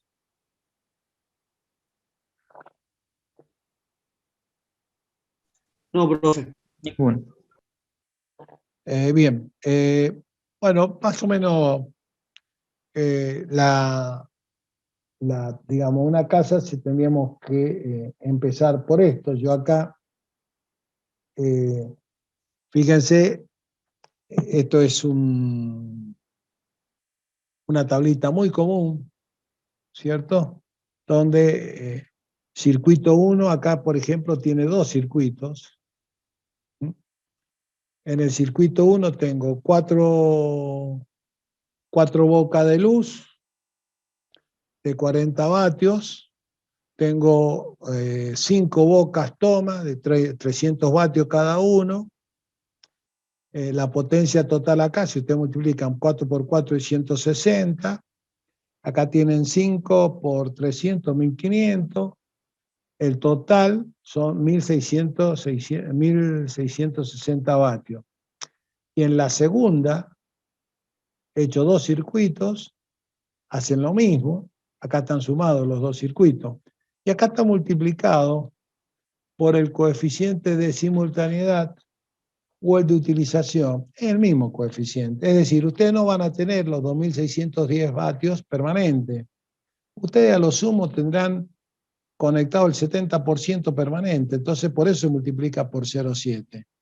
Entonces, en función del 0,7 que se hace el cálculo de la instalación del conductor principal. Es decir, si ustedes dividen los 1862 dividido 220 le va a dar el amperaje. Y ya con ese amperaje ustedes pueden calcular la sección de conductor que necesitan. Indudablemente acá le ha dado una sección de 0, muy chiquitita. Generalmente las acometidas a la entrada de la casa hasta el tablero principal ya está casi hasta normalizado, llegan 4 milímetros. A lo sumo 2,5 milímetros. Y hacia adentro tengo 1,5 milímetros y 2,5 milímetros. Está estandarizado. Con eso uno sabe que no se va a equivocar. Si ustedes cada toma corriente le bajan con 2,5 milímetros y los centros de boca los llevan con 1,5 milímetros, saben que la instalación va a funcionar perfectamente. Bueno, esto es una tablita así van a tener que hacer ustedes dependiendo de la cantidad de circuitos que hagan. Profe, Sí. en el caso de poner más milímetros en una toma corriente, ¿sería contraproducente? No, al revés. Ni se va a enterar el toma corriente. Lo que tenés que tener cuidado es que el toma corriente, por ejemplo, si vos le colocás 2,5 milímetros porque en la cocina vos sabés que ahí va el microondas tiene la particularidad, igual que yo tengo un horno eléctrico rotativo, tienen alto consumo, entonces ahí es conveniente poner un toma corriente de 20, no el de 10 común. Todos los toma corriente que uno usa en la casa son de 10 amperes. Ahí te conviene colocar el de 20, que te va a entrar, inclusive algunos microondas ya vienen con toma de 20, el macho de 20 amperes. ¿Por qué? Porque cuando arranca tiene un alto consumo. Entonces vos podés colocar en toda tu casa los tomas comunes, que son los que toma y punto y toma, que son de 10 amperes, y a donde vos sabés que tenés un poquito más de consumo, es conveniente poner el toma de 20 amperes. Si tenés conductor de más, no va a pasar nada. Lo que tenés que tener cuidado es tener el conductor de menos. Es decir, si yo sé que voy a conectar el microondas y bueno, la bajada se la hago con, digamos, yo voy, por ejemplo, yo vengo con los centros de luz, vengo con 2,5. Ponele que yo vengo con 2,5. Voy a bajar a ese toma con 2,5 también. Total es un trayecto cortito hasta donde va el toma. Sin embargo, a las piezas yo puedo bajar con 1,5 y 1,5, porque ¿qué voy a conectar? El velador. A lo sumo, conectaré un equipo de música. La computadora Claro, que no de consume mucho nada, consumo. que no tiene mucho consumo. Me puedo poner para la casa hasta 1 milímetro, ponerle la bajada a los tomas que están en las puntas de la cabecera donde voy el velador. El velador consume, ¿cuánto tiene? Ponele ahora que los foquitos son de DVD, ponele que le pongas un foco de mucho consumo, 30 watts, porque son de bajo consumo ahora los focos. 30 dividido 220, ¿cuánto te da? Y va a ver que el amperaje que te va a dar cuando calculé la resistencia es nada. Y como son cables de cobre, ve acá está el 1/56, ¿se acuerda que le decía yo? Ahí está, ¿ves? Les va a dar nada, 0,13. les va a dar Sí. nada. Les sobra con cable de 1 milímetro. Bueno, esas son las consideraciones que uno tiene que tener. Y acá hay otra manera, ¿cierto?, de considerarlo para hacer cálculo de instalación: superficie, demanda, número de circuitos, número mínimo de puntos de utilización, determinación de la carga, determinación de la sección y las protecciones, selectividad de las protecciones. Esto es una ayuda a memoria de las cosas que uno cuando termina una instalación tiene que tener en cuenta. ¿Está bien? ¿Por qué la superficie? Y porque yo no le voy a poner un foquito. Yo por ejemplo, a donde yo estoy en este momento dándole clase a ustedes, una cocina comedor. ¿Cuántos metros tiene, Lili, esto? ¿Cuántos metros tendrá la cocina comedor esta? 40 metros cuadrados. ¿Se imagina que no le voy a poner un portafoco? 40 metros cuadrados tengo yo de cocina. Es una cocina comedor, porque cocina, comedor y living, todo junto, ¿cierto? Es decir, son 40 metros cuadrados, es un galponcito. Entonces, lo menos que tengo que tener son 2 portalámparas en el centro, más 2 bocas en la pared, más tengo una en cada punta, tengo 1, 2, 3, 4, 5, 6, 7 bocas de luz. No las voy a ocupar todas, pero el caso que yo las necesite, tengo 7 bocas de luz.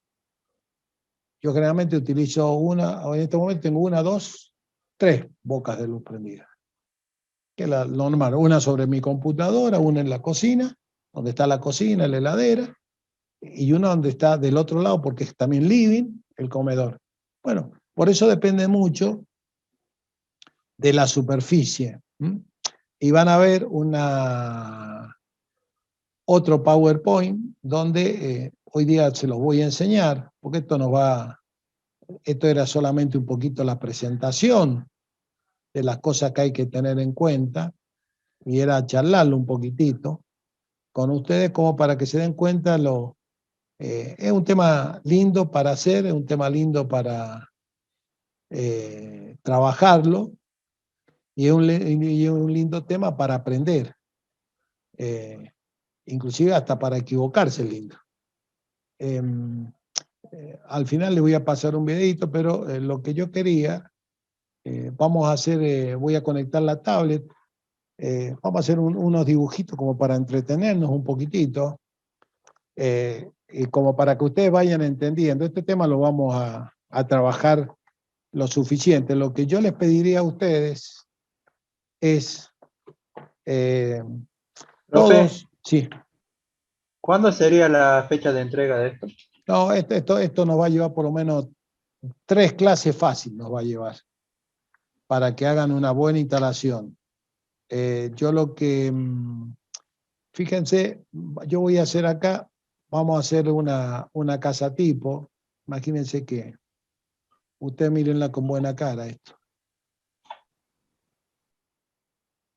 Vamos a sacar un comedor, lo vamos a hacer más largo el comedor. Espérense un poquitito, vamos a ver si puedo borrar acá. Vamos a borrar acá, y yo lo que voy a hacer, como para esto solamente como para darles una idea a ustedes nada más. Vamos a hacerlo así, y vamos a hacerlo así, ¿cierto? Imagínense que yo acá tengo una pieza, acá tengo el baño, tengo otra pieza, imagínense que yo acá esto sería un living comedor. Una cosa muy simple. Una pieza, otra pieza, el baño, ¿cierto? Este sería un pasillo. El baño, por ejemplo, lo podríamos poner ahí, el baño directamente. Lo ponemos hasta ahí, el baño nada más. Que sea esto el baño. Y este es un pasillo, ¿cierto? Y que yo, Distribuido. claro, que esté distribuido y que yo pueda entrar de las piezas directamente al baño. Yo acá tuviera, por decir, esto es un ejemplo, nada más no, es decir, póngale que yo acá tenga la puerta de entrada acá, yo acá tenga la puerta, acá sea un pasillo abierto, y que yo acá tuviera, qué sé yo, eh, acá tuviera un ventanal, acá tuviera otro ventanal, acá tuviera otro ventanal en la pieza, acá tuviera otro ventanal, ¿cierto? Acá tuviera un living comedor con un gran ventanal acá tengo el living, ¿cierto? Ahí tengo las ventanas, el ventanal, póngale que acá le hago la puerta, ¿cierto? Y acá le hago la puerta. Y que acá tenga la puerta de entrada, sea esta, a la casa. Es muy simple que yo acá tenga, qué sé yo, acá tengo el living, entonces yo tengo acá la cocina, que acá ponga una pequeña división al living, ¿cierto? Entonces, esto sería la cocina, acá tengo esto, esta sería una pieza, otra pieza, un baño, una cosita así, decía un planito, se me está ocurriendo este plano, ¿cierto? Yo acá entro, no tengo comunicación con el baño, ¿cierto? El baño está alejado, acá tengo la ventanita del baño. Entonces, yo si quisiera empezar a calcular esto, yo a mí se me ocurriría, por ejemplo, pondría un centro de luz ahí, otro centro de luz ahí, acá yo pondría otro centro de luz, yo acá pondría, por el tamaño que tiene, otro centro de luz, y acá pondría otro centro de luz. Acá en el Profe, sí, vamos a trabajar con grado de electrificación, dependiendo de los metros cuadrados de la casa. eso es lo que quería, no voy a alcanzarlo a explicar ahora. Tengo otro PowerPoint de eso, dependiendo de la casa y dependiendo de la superficie. No vamos a Bueno, trabajarlo, profe, pero podríamos trabajarlo también. Entonces yo de acá, a simple vista, imagínense que yo acá, esto estoy dando un ejemplo nada más, chicos, como para que se vayan orientando. Yo, por ejemplo, acá, bueno, eh, ahí tengo bueno, quise poner bueno, imagínense que ahí tengo ahí está la luz de pared, por decir. Después yo puedo tener una luz de pared acá afuera, acá tengo patio, lo puedo hacer tan complicado. Entonces yo lo primero que tengo que decir, bueno, tengo 1, 2, 3, 4, 5, 6 bocas, e imagínense, yo acá no tengo, pero lo vamos a hacer así como para que se entienda. Yo acá, esta va a ser una habitación donde yo voy a tener una cama acá, voy a tener otra cama acá, ¿cierto? Y acá yo voy a tener la cama de matrimonio, imagínense así. Es todo teórico esto, ¿no? Esto después cada uno lo puede hacer como quiera. Entonces, de hecho que yo, si tuviera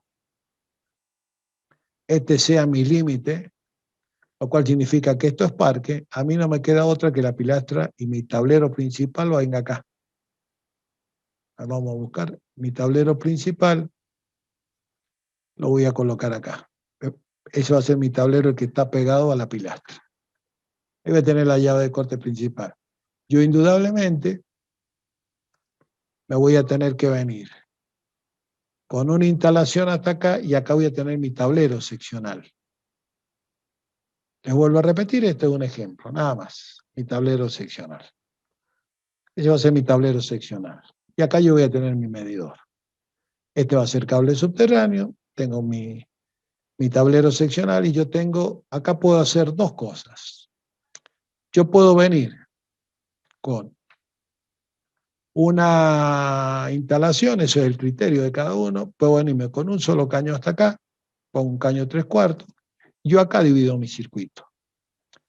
Este circuito me viene hasta acá y con este voy a alimentar, por ejemplo, el baño. Y el otro circuito va a venir acá, va a venir acá, ¿cierto? Y con este mismo circuito voy a pasar a esta habitación. Tengo dos circuitos. Este circuito, donde está la cama de matrimonio, yo de acá puedo bajar acá, y ahí voy a colocar un tomacorriente, y después me vengo,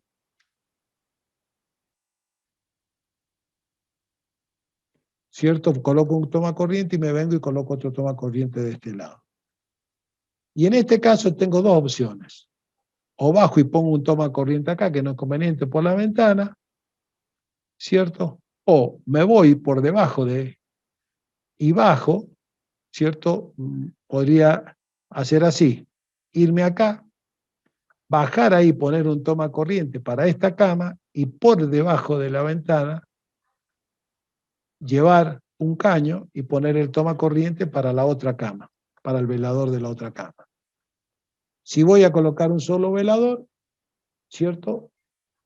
Lo colocaría acá en el medio, esta ventana la podría correr o poner dos ventanas y que acá no existiera la ventana. Eso va a depender del diseño. Y de acá yo me voy a venir, indudablemente me tengo que venir acá a poner la llave, en el lugar opuesto donde tengo que se abre la puerta, pues no lo puedo poner de este lado. Que eso es lo que yo le decía que a veces lo ponen. Igual que acá. Yo acá, para la conexión, para prender la luz, voy a tener que venir acá. Pero en este caso particular, ¿cierto? Yo voy a prender la luz acá, pero acá sí voy a tener que colocarle un toma acá pegado al espejo. ¿Por qué? Porque yo tengo la puerta en el lado opuesto, entonces yo le puedo colocar si quiero un toma corriente acá, pero que voy a andar con, si yo necesito secarme el pelo, ¿cómo voy a andar con una zapatilla? No. Así que acá, indudablemente, en esta parte de acá yo voy a tener que colocar, yo en esta parte de acá voy a tener que colocar un tomacorriente. Acá coloco otro tomacorriente, acá coloco otro tomacorriente, y acá en la cocina, si este va a ser el ventanal de la cocina, lo más posible que yo tenga en una esquina, donde no moleste, voy a tener la heladera. Si este es el ventanal, generalmente al lado del ventanal, por el costado, un ventanal más chico, voy a tener microondas. Entonces, yo de acá, lo más posible que de este centro yo tenga que bajar.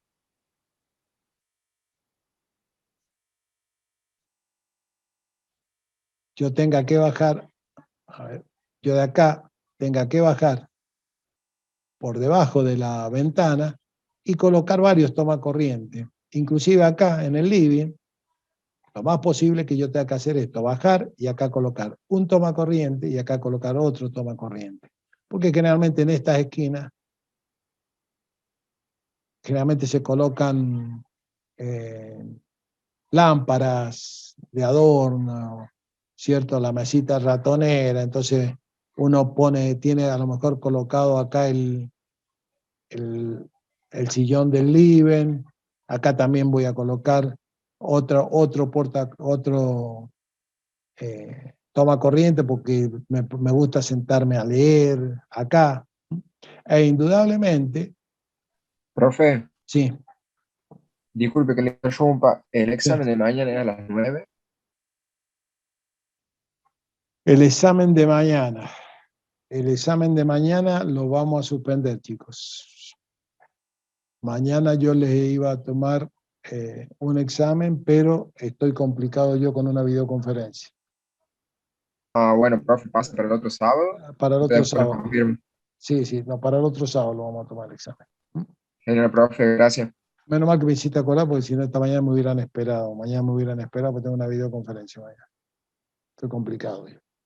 Eh, entonces, todo esto que yo les estoy diciendo es todo hipotético. ¿De qué va a depender todo esto? Y va a depender de cuando ustedes se sienten con el dueño del que va a ocupar la casa, les tiene que decir todo esto. Que yo lo puse hipotéticamente. Por ahí está este centro no me hace falta. Y yo de acá directamente bajo, y acá pongo un tomacorriente, y voy por debajo de la ventana porque la ventana es alta. Vieron que hay muchas cocinas que tienen un ventanal que están digamos, de una altura que uno ve para afuera, pero por debajo está la bacha de agua, está todo. Entonces yo, por ejemplo, tengo, qué sé yo, la tetera eléctrica acá, entonces acá me conviene poner un tomacorriente. De acá me conviene bajar, ¿cierto? Y acá pongo otro tomacorriente porque acá va la heladera, por ejemplo. ¿Está bien? Y acá en el living, este es un separador y yo tengo acá el televisor donde me pongo a ver televisión. Yo, por ejemplo, en mi casa lo tengo así, tengo como un separador, pero yo el televisor, cuando estoy en el living, lo tengo puesto para este lado. Yo me pongo del otro lado y lo pongo para el otro lado. Lo que pasa es que yo ahora tengo también una estufa leña. Entonces, dependiendo si estoy en la cocina, pues imagínense que acá está la mesa de la cocina, ¿cierto? Con la silla y todo. Entonces, cuando estamos almorzando, ¿qué hago? Doy vuelta al televisor, no está sobre un mismo lugar acá, y tengo para ver televisión. Todo esto son diseños que depende de la comodidad de uno, ¿no? ¿Qué es lo que uno quiere? ¿Mm? Yo, por ejemplo, mi comedor es una cosa muy parecida a esta, con la diferencia que yo acá, aparte de tener esta ventana que es tan alta, yo acá, en lugar de tener eso, acá tengo un hogar, tengo una estufa a leña. ¿Cierto? Tengo una estufa a leña. Y todo esto, desde acá hasta acá, es todo un solo living. Todo un solo living. Entonces yo me pongo acá, veo televisión y estoy enfrente de mi estufa a leña. Eso fue una decisión de mi señora de cómo queríamos el living comedor. Disfrutar de la estufa, disfrutar del televisor. Por eso depende mucho, cuando uno va a diseñar una instalación, quién va a utilizar la instalación y qué quiere. Y bueno, cuando nos toca cenar, ¿qué hacemos? Damos vuelta, están todas las conexiones. Yo tengo todas las conexiones, por ejemplo, puestas acá. De esta parte de acá, acá tengo 3 enchufes, donde está conectado el televisor, que yo lo doy vuelta y no tengo ningún problema, ¿cierto?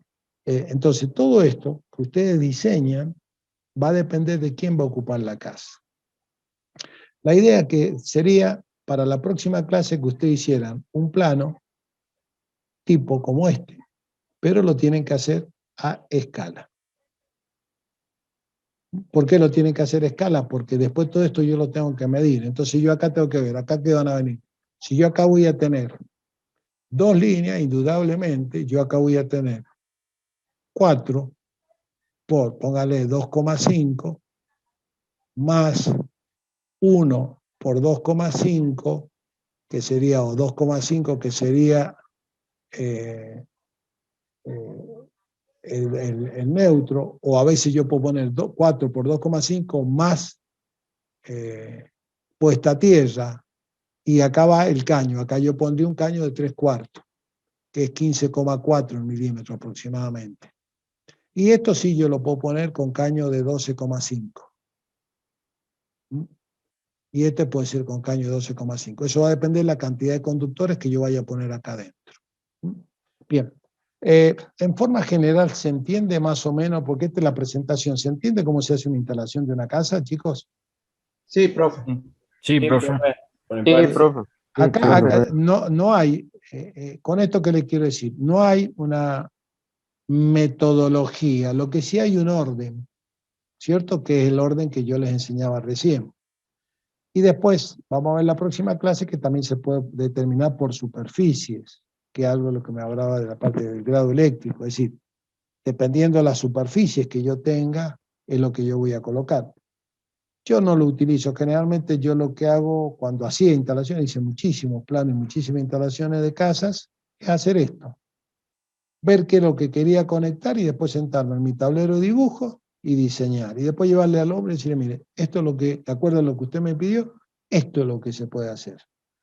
O quiere algo más. Entonces el tipo me decía, no, mire, lo que pasa es que yo acá quiero conectar otra cosa más. Bueno, listo. Entonces, acá le ponemos un toma corriente más. No, mire, yo acá lo que pasa es que yo después de acá, yo de esta pieza, ¿cierto? Yo acá quiero quiero hacer un galpón para tener cosas. Y la puerta va a ser acá. Acá en lugar de ser una pieza más grande, pienso hacer el pasillo, hacer y acá hacer una puerta y acá. Bueno, todo eso hay Profe, que ¿puede ser que hablar. el cable marrón se use más para el puesta a tierra? No. La puesta a tierra está normalizada, es un cable color verde con una franja blanca. Fue lo último que yo vi, a no ser que lo hayan cambiado. Y si vos utilizás otro color, lo tenés que aclarar. Para eso, en el tablero, por eso también le traía las normas, que ahora se las voy a cargar, en todo caso lo pueden verificar ustedes. Si alguien encuentra la última norma, eso hay que manejarse con las normas, las reglamentaciones. Yo de memoria no me las sé, de memoria, Profe, pero sí. esas normas también están en campo. Ahora se las voy a cargar, yo ahora se Ah, las enseño, pues se las voy a cargar porque justamente las busqué para enseñárselas. Ve, acá está, reglamentación para las instalaciones eléctricas, profe, sí. Y acá están, podría ser que antes la carga de tierra se usaba con color verde con amarillo, con la franja amarilla. así se usaba, ¿sí? Y Creo se que el sigue CPF ya usando, lo tengo, ya lo mando al grupo. así era como se usaba. Inclusive los artefactos nuevos vienen así, con ese color. Y antes se usaba cobre desnudo. Por eso hay que pegarle una mirada a ver si está la 2021, y si no la 2020 yo la he visto. Y ahí es donde salen los colores, definiciones. A ver, miren un poquito de reglamentos. ¿Están viendo ahí lo que estoy pasando, chicos? Sí, profe.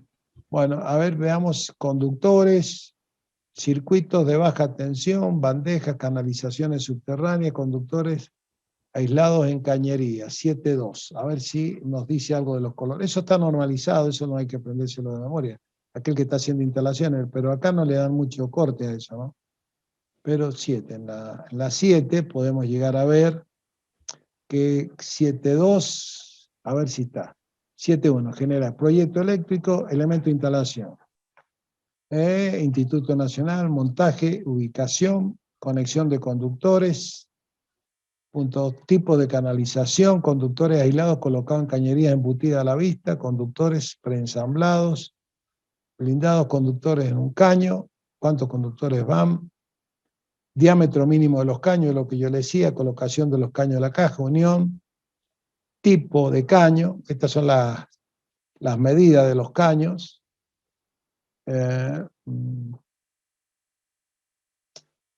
curva de los caños, también, eso también, colores, neutro, color celeste, no me había equivocado, fase, color castaño, color negro y color rojo, bicolor verde y amarillo, ahí está, acá tenés, no estaba tan equivocado yo, me acordaba bastante, acá tenés los colores. Sí, profe. Lo importante, chicos, es que ustedes cuando hagan una instalación, respeten, es decir, por ejemplo, esto es muy importante, esto para esta parte. Este es uno de los, esto se lo pueden, esto yo se lo voy a cargar y este PDF tiene la particularidad que ustedes pueden resaltar la parte que les interese. Por ejemplo, eso es importante. Por ejemplo, ustedes lo pueden resaltar. Eso. Inclusive pueden marcarlo en este PDF. Entonces ustedes pueden leer la norma e ir sacando lo importante. Los conductores, ¿según qué norma? Esta. Así que si ustedes van a IRAM, busquen esa norma y les va a decir esto. Eso es muy importante cuando uno va a trabajar. Secciones mínimas de los conductores, también está acá. Vamos a ver las secciones mínimas. Líneas principales, 4 milímetros. Líneas seccionales, 2,5. Vieron que no estaba tan equivocado yo en la línea principal, 4 milímetros. Hace mucho que no hago instalaciones, pero hay cosas que a uno le queda seccionar. ¿Ah? Sí, está bien, ¿no? Líneas para uso general 1,5, líneas para especial y conexión fija 2,5, sería toma corriente. Derivación y retorno de interruptores. Los retornos generalmente son de 1 milímetro, conductor de protección 2,5. Bueno, podemos utilizar para hacer esta. Habría que ver si está la 221. Vos que te gusta buscar, Guillermo, fíjate a ver si encontrás esta no me acuerdo, sí, no me acuerdo qué fecha es, pero no debe haber cambiado mucho, no hay mucho cambio. No, en general hacen retoques. Lo básico, eso lo respetan. Claro, y acá tenés lo que consume lo que aguanta cada conductor. ¿Ves? Estos son los calibres, se llaman calibres los conductores. ¿Ves? Con 4 milímetros, 24 amperes es bastante. Por eso te da, fíjate, 18 amperes tenés para 2,5 para cada línea. Vos para que tengas hoy día con los aparatos que se consumen 18 amperes es mucho. Factor de corrección por temperatura. Y después habíamos visto por ahí que dicen cuántos cables pueden ir por caño. Yo tengo una tablita que creo que no se la ha cargado que te dice eso. Hay una tablita que te dice tantos conductores por conductor, es decir, está resumido todo esto. Pero también bueno, hay catálogos, dependiendo de la sí, marca. pero manejémonos con las normas, que ellos se acostumbren a manejar con normas. Así como yo busqué esta, que se acostumbren. Si quieren, para hacer la instalación, vamos a trabajar con esta. Yo le cargo esta y trabajamos con esta. Si después la norma nueva cambia algunas cosas, y bueno, pero ustedes ya saben. Puedo conseguir una más actual. Esa, Fíjate, después, si pueden, pásenmela. Sí, bueno, fíjate si hay una más. Yo no la voy a cargar en el campo, pero no creo que haya cambiado mucho.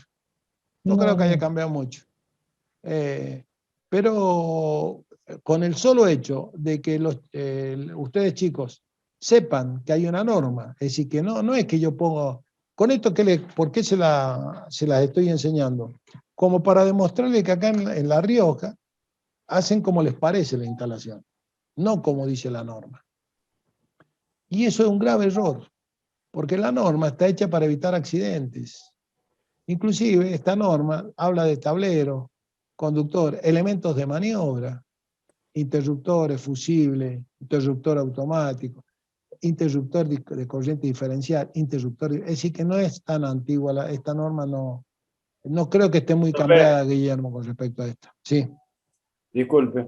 ¿También tiene usted o hay una tablita de cuánto gasta cada artefacto? Sí, ya se la voy a pasar. Creo que está cargada, si no se la paso. Sí, tengo. Y viste que Edelar también sacó una tablita. Sí, estaba bien. Sí, Edelar también. Ya me fijo, si no se le carga, se la cargo. Sí, tengo. ¿Cuánto gasta cada artefacto? Y eso le va a permitir a ustedes el cálculo. ¿Cuál va a ser la tarea? ¿Cuál va a ser la tarea para la próxima clase? Ya traer el planito que van a usar. Para que ustedes, durante la clase, lo empiecen a hacer y uno que lo comparte y se lo corregimos para que los otros puedan arreglar los planos de ellos. ¿Les parece? Y a escala. Lamentablemente hay gente alumnos, y en este momento me estoy acordando de una alumna que no la he escuchado hoy día, la alumna. ¿No habló la alumna hoy día? La alumna. ¿Cómo le va, ingeniero? Bien. Vos no debes conocer el tema de trabajar a escala, ¿cierto? Sí, ingeniero, sí sé trabajar en escala. Pero en escala, es decir, hacer todo el diseño de la casita en una escala, ¿lo sabés hacer? Sí, Bueno, incluso lo sé hacer en AutoCAD. ¿Vos qué título tenés? Y ingeniero soy Laura. Vos no, Laura, si vos más vale que sabés. No, me falta Hay una otra. chica ahí que no se habla nunca, sí sé. No, se habla, siempre me anda preguntando. Ella viene de una escuela que no es técnica. Entonces, lo bueno sería, Laura, para la próxima clase, Laura y Guillermo, prepárense una clase donde le vamos a explicar a los chicos cómo hacer un plano a escala. Perfecto, una clase en AutoCAD si quieres le hago. Lo que sea lo más simple. Yo le diría que bueno. más que en AutoCAD, con un escalímetro. Y con la Perfecto. con las escalas estándar. Cuestión que le enseñemos lo que es un escalímetro, porque no todo tiene AutoCAD y lo manejan. Entonces, así un dibujo fácil, como yo el que les hice recién, lo puede hacer cualquiera en una hoja en papel en blanco, y puede hacer el cálculo de los materiales, puede hacer el cálculo sin sofisticarse mucho, sin ir al AutoCAD, con una regla, con una escuadra de 45, una de 60, una regla, y con un escalímetro, y si no le enseñamos con una regla común, cómo pasar de una escala a la otra, y entonces hace todo el dibujito en una escala. Después hace todo el dibujo de toda la instalación y después lo único que tiene que hacer es ir midiendo y poniendo las medidas y transformándola en la cantidad de materiales. Algo que sea simple. Entonces yo les daría como trabajito para ustedes, para la próxima clase, que preparen una clase donde le enseñen a los chicos a trabajar en la escala. Y con la colaboración de los técnicos que tenemos. Tenemos varios técnicos electromecánicos que ellos saben bien de qué estoy hablando yo. ¿Cierto, chicos? Sí, profe. Sí, profe. Y pueden dar una Sí, mano profe. y le hacemos Sí, una profe. clase compartida y le enseñamos a aquellos que no tienen la misma formación que ustedes cómo hacer un planito a escala con los elementos normales, no que vayan a comprar cosas, sino con una regla de 45, una escuadra de 45, una escuadra de 60 y 30, Con un escalímetro también. y un escalímetro. Y le enseñamos con un escalímetro que tiene varias escalas, cómo se utilizan las escalas, que la escala lo único que hace es como, ¿vieron cuando ustedes compran un auto que dice escala 1 en tanto? Es lo mismo. Es la casa llevada a un valor que después ustedes multiplicando ese valor por la escala la llevan al valor real. Entonces, ¿ustedes qué hacen? Toman todas las medidas y ustedes van midiendo con el escalímetro y les va dando las medidas en metros. Y después lo que tienen que hacer es la suma para saber la cantidad de conductores. Si van 2 conductores por 2, si van 3 del mismo milimetraje por 3, y así sucesivamente. Entonces, el trabajo es, Guillermo y Laura, prepárense para explicar y vamos a tener el apoyo de los técnicos que tenemos en el curso, para enseñarle a los otros chicos cómo se puede hacer, y ya entonces la otra clase, ya cada uno trae su planito para que pueda hacer la instalación.